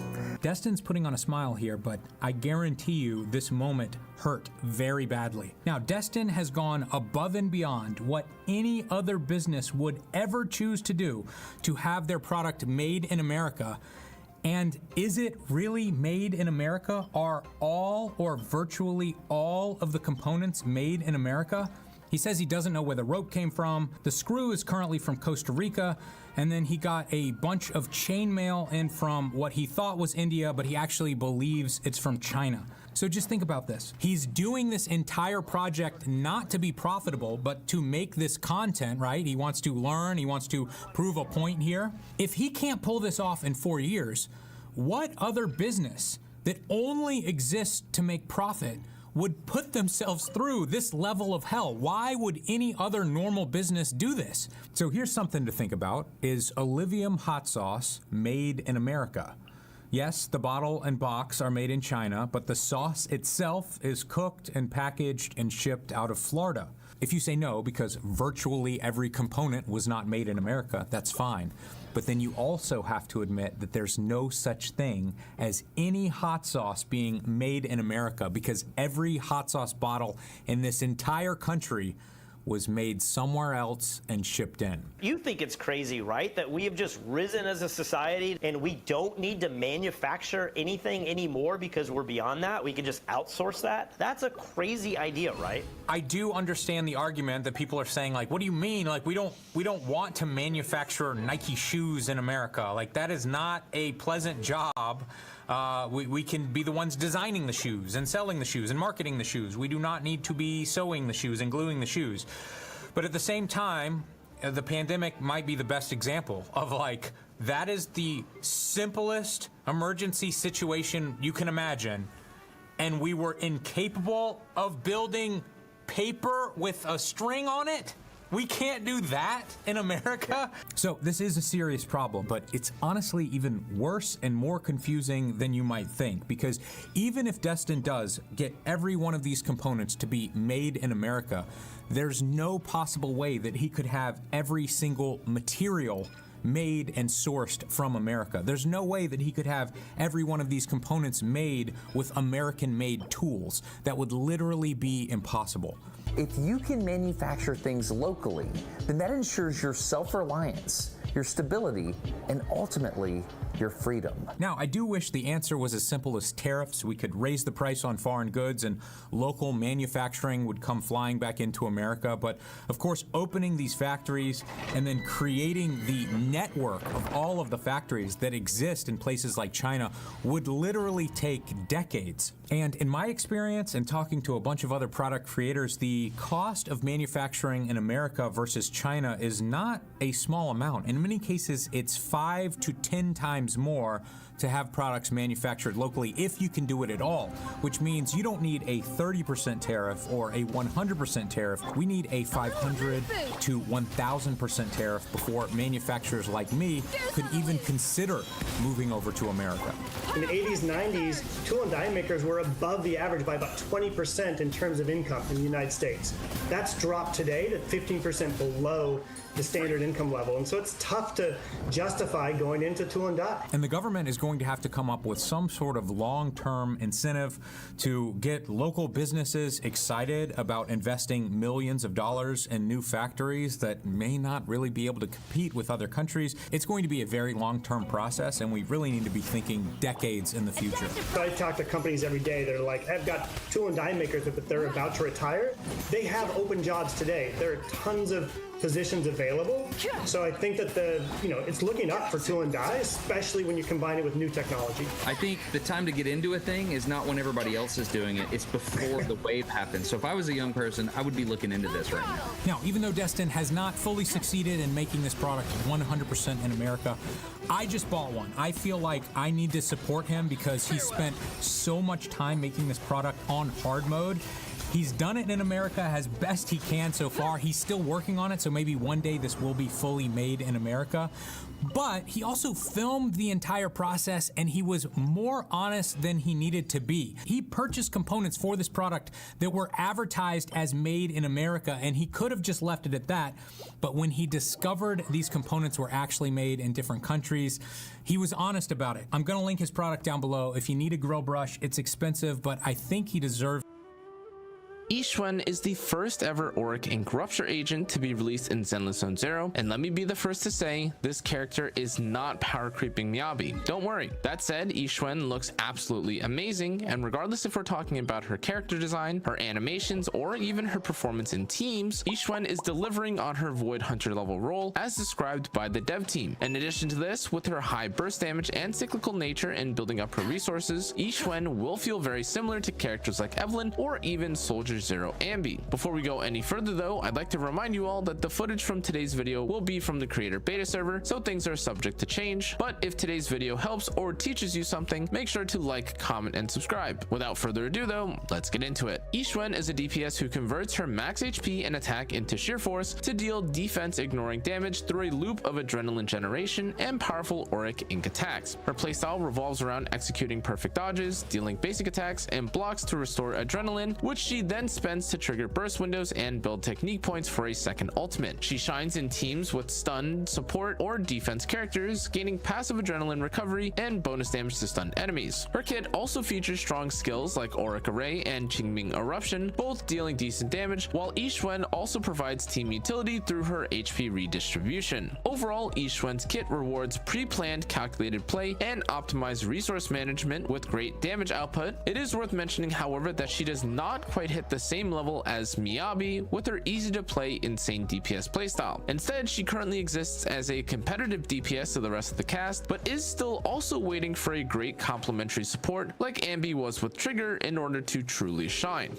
Now let's talk about her actual kit mechanics. As usual, this section is just for briefly explaining and summarizing Yi Xuan's mechanics, while the actual full breakdown will arrive once her guide is released, so stay tuned. With that, let's start with Yi Xuan's core passive. Yi Xuan's core passive, Grandmaster of Mysticism, increases her sheer force based on her max HP, with 1 HP adding 0.1 sheer force. To be clear, this is a separate trait and unique specifically to Yi Xuan, as the other sheer force conversion of attack to sheer force is a trait shared by all Rupture agents, not just Yi Xuan. Aside from this, all of Yi Xuan's Auric Ink damage also becomes sheer damage, ignoring enemy defense and scaling off sheer force. But in addition to this, Yi Xuan has a separate anomaly buildup gauge, and triggering it restores 10 adrenaline once every 10 seconds. At the start of combat, she also fully restores her adrenaline, which also has a cooldown of 180 seconds in investigation zones, but perfect dodges by contrast will give her 5 adrenaline on a 1-second cooldown. Using adrenaline will build technique points, and once full, she can then use a second ultimate known as Endless Talisman Suppression, and this is very important for her kit. On a completely separate note, certain attacks like Auric Array, Qingming Eruption, EX specials, and ultimates also deal 60% more damage simply with their core passive active, and after using her second ultimate, she gains an Auric Ink point, which then lets her use her Auric Array once again. Yi Xuan's additional ability activates when there is a stun, support, or defense character in the squad, and once active, when a teammate uses an ultimate, Yi Xuan recovers 2 adrenaline over 10 seconds. If swapped out via perfect assist, she automatically triggers a lightning strike attack that deals 225% of her sheer force and restores 5 adrenaline. But in addition to this, her EX special attacks, Cloud Shaper and Ashen Ink Become Shadow, deal 30% more damage to stunned enemies when the effect is active. Finally, the last of her buffs from this is regarding her ultimate, where upon using it, she enters into the meditation state, gaining 40% crit damage for 15 seconds. Yi Xuan has several basic attacks, starting with Cirrus Strike, a 5-hit combo that deals Auric Ink damage. Additionally, holding dodge will interestingly activate Ink Veil Cloud Convalescence, which performs an attack that deals Auric Ink damage and automatically transitions into the 5th hit of Cirrus Strike when it ends. With an Auric Ink point, Yi Xuan can then activate Auric Array either after dodge Nimbus Step or by holding dodge to continuously deal Auric Ink damage in an area. While channeling, Yi Xuan also recovers 7 adrenaline per second up to 3 seconds, gains invulnerability, and enters the Vital View state. Once the Auric Array ends, however, it automatically triggers Qingming Eruption, and this is a strong burst that deals high Auric damage while also granting invulnerability too. Yi Xuan's special attack, Ink Manifestation, is a charged move that when released launches an upward wing attack during Auric Ink damage. While charging, this move automatically blocks incoming damage, and when timed correctly, it triggers a perfect block, negating damage, boosting the skill's interrupt level, and also restoring 10 adrenaline. This is very important. This perfect block effect can also be triggered when hitting enemies with a red or yellow flash with a 0.5 second cooldown, and a successful block or full charge with this enables a follow-up talisman attack. After this, however, pressing special attack again will will trigger her EX special known as Celestial Cloud Blitz Break, and with enough adrenaline can be followed by Qingming Eruption Break, which is her other EX special attack. During all of this, Yixuan is invulnerable and has increased anti-interrupt level while charging. Her final EX special attack, Cloud Shaper, is activated by holding basic attack with enough adrenaline, charging energy around enemies for up to 2 seconds to deal continuous auric ink damage, and if the charge is completed or interrupted, it will automatically trigger EX special attack Ashen Ink becomes Shadow, which then releases a massive orb that deals auric ink damage. Also very important, Yixuan's assist abilities are pretty standard, with her quick assist being a leap that deals an okay amount of auric ink damage. Her defensive assist is similar to most other agents too, but the follow-up attack multiplier is notably slightly lower than other agents. Based on what I've gathered, the reason for this is that the added sheer force that allows her to ignore defense plays a major role in why certain multipliers are lower than on other characters. Yixuan's dodge abilities stand out primarily for the flying state that she enters by holding down the dodge input, allowing her to glide and collect resources mid-air. While the full value of this feature remains to be seen, especially with the arrival of new exploration zones in version 2.0, it has clear potential for utility. Outside of this, her dodge functions pretty similarly to the rest of her assists, offering standard evasive tools. However, it is worth noting that each perfect dodge will restore 5 adrenaline, adding an important resource generation element to her defensive abilities. While Yixuan's chain attack is pretty normal as far as DPSs are concerned, it's also worth noting that Yixuan's core passive provides herself a 60% increase to chain attack damage. Finally, we have Yixuan's ultimate, of which she uniquely has 2. Qingming Skyshade is her standard ultimate, activated when her decibel rating reaches maximum, and upon using this, she deals a massive amount of damage. Additionally, as a seemingly random addition, this ability will also redistribute the squad's health evenly, providing a team-wide sustain effect for a DPS unit. Her second ultimate, Endless Talisman Suppression, is unlocked through her technique point system, which builds up as she consumes adrenaline. When activated, she spreads her wings and guides talismans to strike, dealing similar massive damage as her ultimate. That said, it is worth mentioning that this ultimate can be used more frequently as her technique points are generated quicker than her decibels, but if both her technique and decibels are full, the technique-based ultimate will take priority, letting her chain back-to-back ultimates for a devastating burst. Before I break down the findings from my team's testing, let's take a moment to once again explain the format of this experimentation. First, the teams listed in the next section always had Yixuan's additional ability active, and second, I tested various combinations of teams, including double DPS, stun plus support, and even double support lineups too. Next, let's talk about the standards and setups that I actually ended up testing with. The following teams had M6 on A ranks, M0 on S ranks, and the signatures / W engines / reasonable options of every character. But as always, additional changes were made sometimes if results skewed things to be super unrealistic. But on a final note, these findings will always need context because things like the encounter, the boss, an enemy stun meter, their buffs, and other factors can actually affect these results, so don't feel too bad about it. With this disclaimer out of the way, let's talk about the best performing DPS plus stun / support teams that I tested first. To be clear, the strategy did feel the most uncomfortable since sharing any time with Yixuan on field led to constant overlapping of abilities or moments where one DPS felt underappreciated in some way. Despite this, the concept of a double DPS team did interest me, especially with 2 Void Hunter levels being present in the game. From my time testing the style of team, however, I found 2 things in common with all DPS teams. First, although the teams can feel fun at times to play, both damage dealers inevitably lose damage through a lack of buffs or by not having enough time on field. But second, as a result of this, characters who spent minimal time on field actually felt pretty decent. Enter Hugo and Vivian, who both had moments where they could deal massive damage and immediately swap back to Yixuan soon after. That said, these teams were definitely aided by Lucy's 6 Mindscape or Astria's quick assist spam, so keep this in mind when evaluating these teams. Overall though, this accounted for roughly a 23% slower clear time compared to other lineups, and without characters like Lucy or Astra, it is worth mentioning that alternatives performed way worse, with the free-to-play variations yielding clears that were almost 45% slower. Now let's talk about the more traditional stun plus support format. Of these, 2 teams stood out the most: Trigger Astra and Pulchra Astra. Both teams share the same trait of allowing Yixuan to spend most of her time on field, and because of it, the 2 teams definitely succeeded where others failed. Whether it was in lower health content or against longer fights in Deadly Assault, Yixuan alongside an all-field stunner felt much more comfortable than any other variation. That said, using a dedicated on-field dazer like Kaleda, Ambi, or Qingyi still produced respectable results, though they clearly underperformed compared to the other team setups. These performance gaps aside, the on-field teams were significantly easier to learn and play, which adds real value, especially for players facing the learning curve that comes with mastering Yixuan's more complex complex mechanics. When comparing team compositions that included Astra, stun plus support setups, these were on average 15% faster than double DPS lineups. But even more notable than this was the fact that they also achieved 6 to 13% higher average scores in Deadly Assault. This highlights not only the better speed clears, but also more consistent overall performance compared to other team types. When calculating for teams that didn't have Astra, these lineups still have a 2% faster clear speed, but of course this did lead to much worse clears, as Astra is certainly a powerful pairing for this character especially. The double support lineups featuring teams like Nicole, Astra, Lucy plus Astra, or even Pan Yinhu plus Astra were not only enjoyable to play, but also delivered strong results. However, this playstyle did require some getting used to. Depending on the fight or boss encounter, the lack of stuns and consistent repositioning of enemies made certain situations difficult to deal with. That said, when focusing strictly on clear speed, double support teams outperformed other setups. In Deadly Assault, however, these same teams fell short, generally underperforming compared to stun-based teams due to their reduced control over enemy behavior. Now, initially, this seemed like the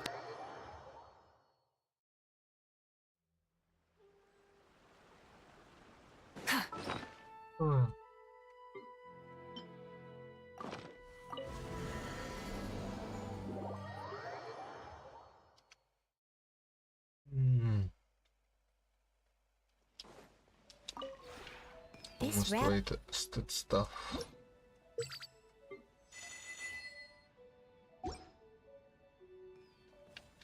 If you ever...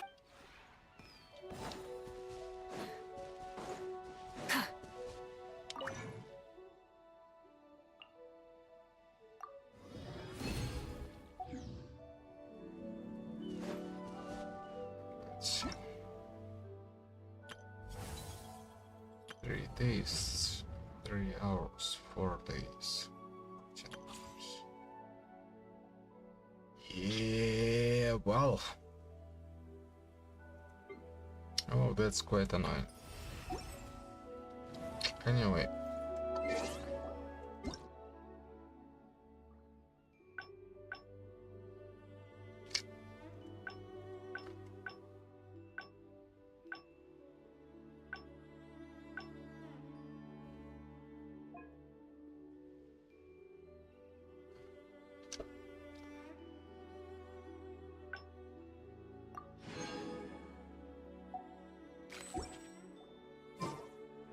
That's going to be it for this stream. Good luck, everyone. Thanks for watching. I will see you next time.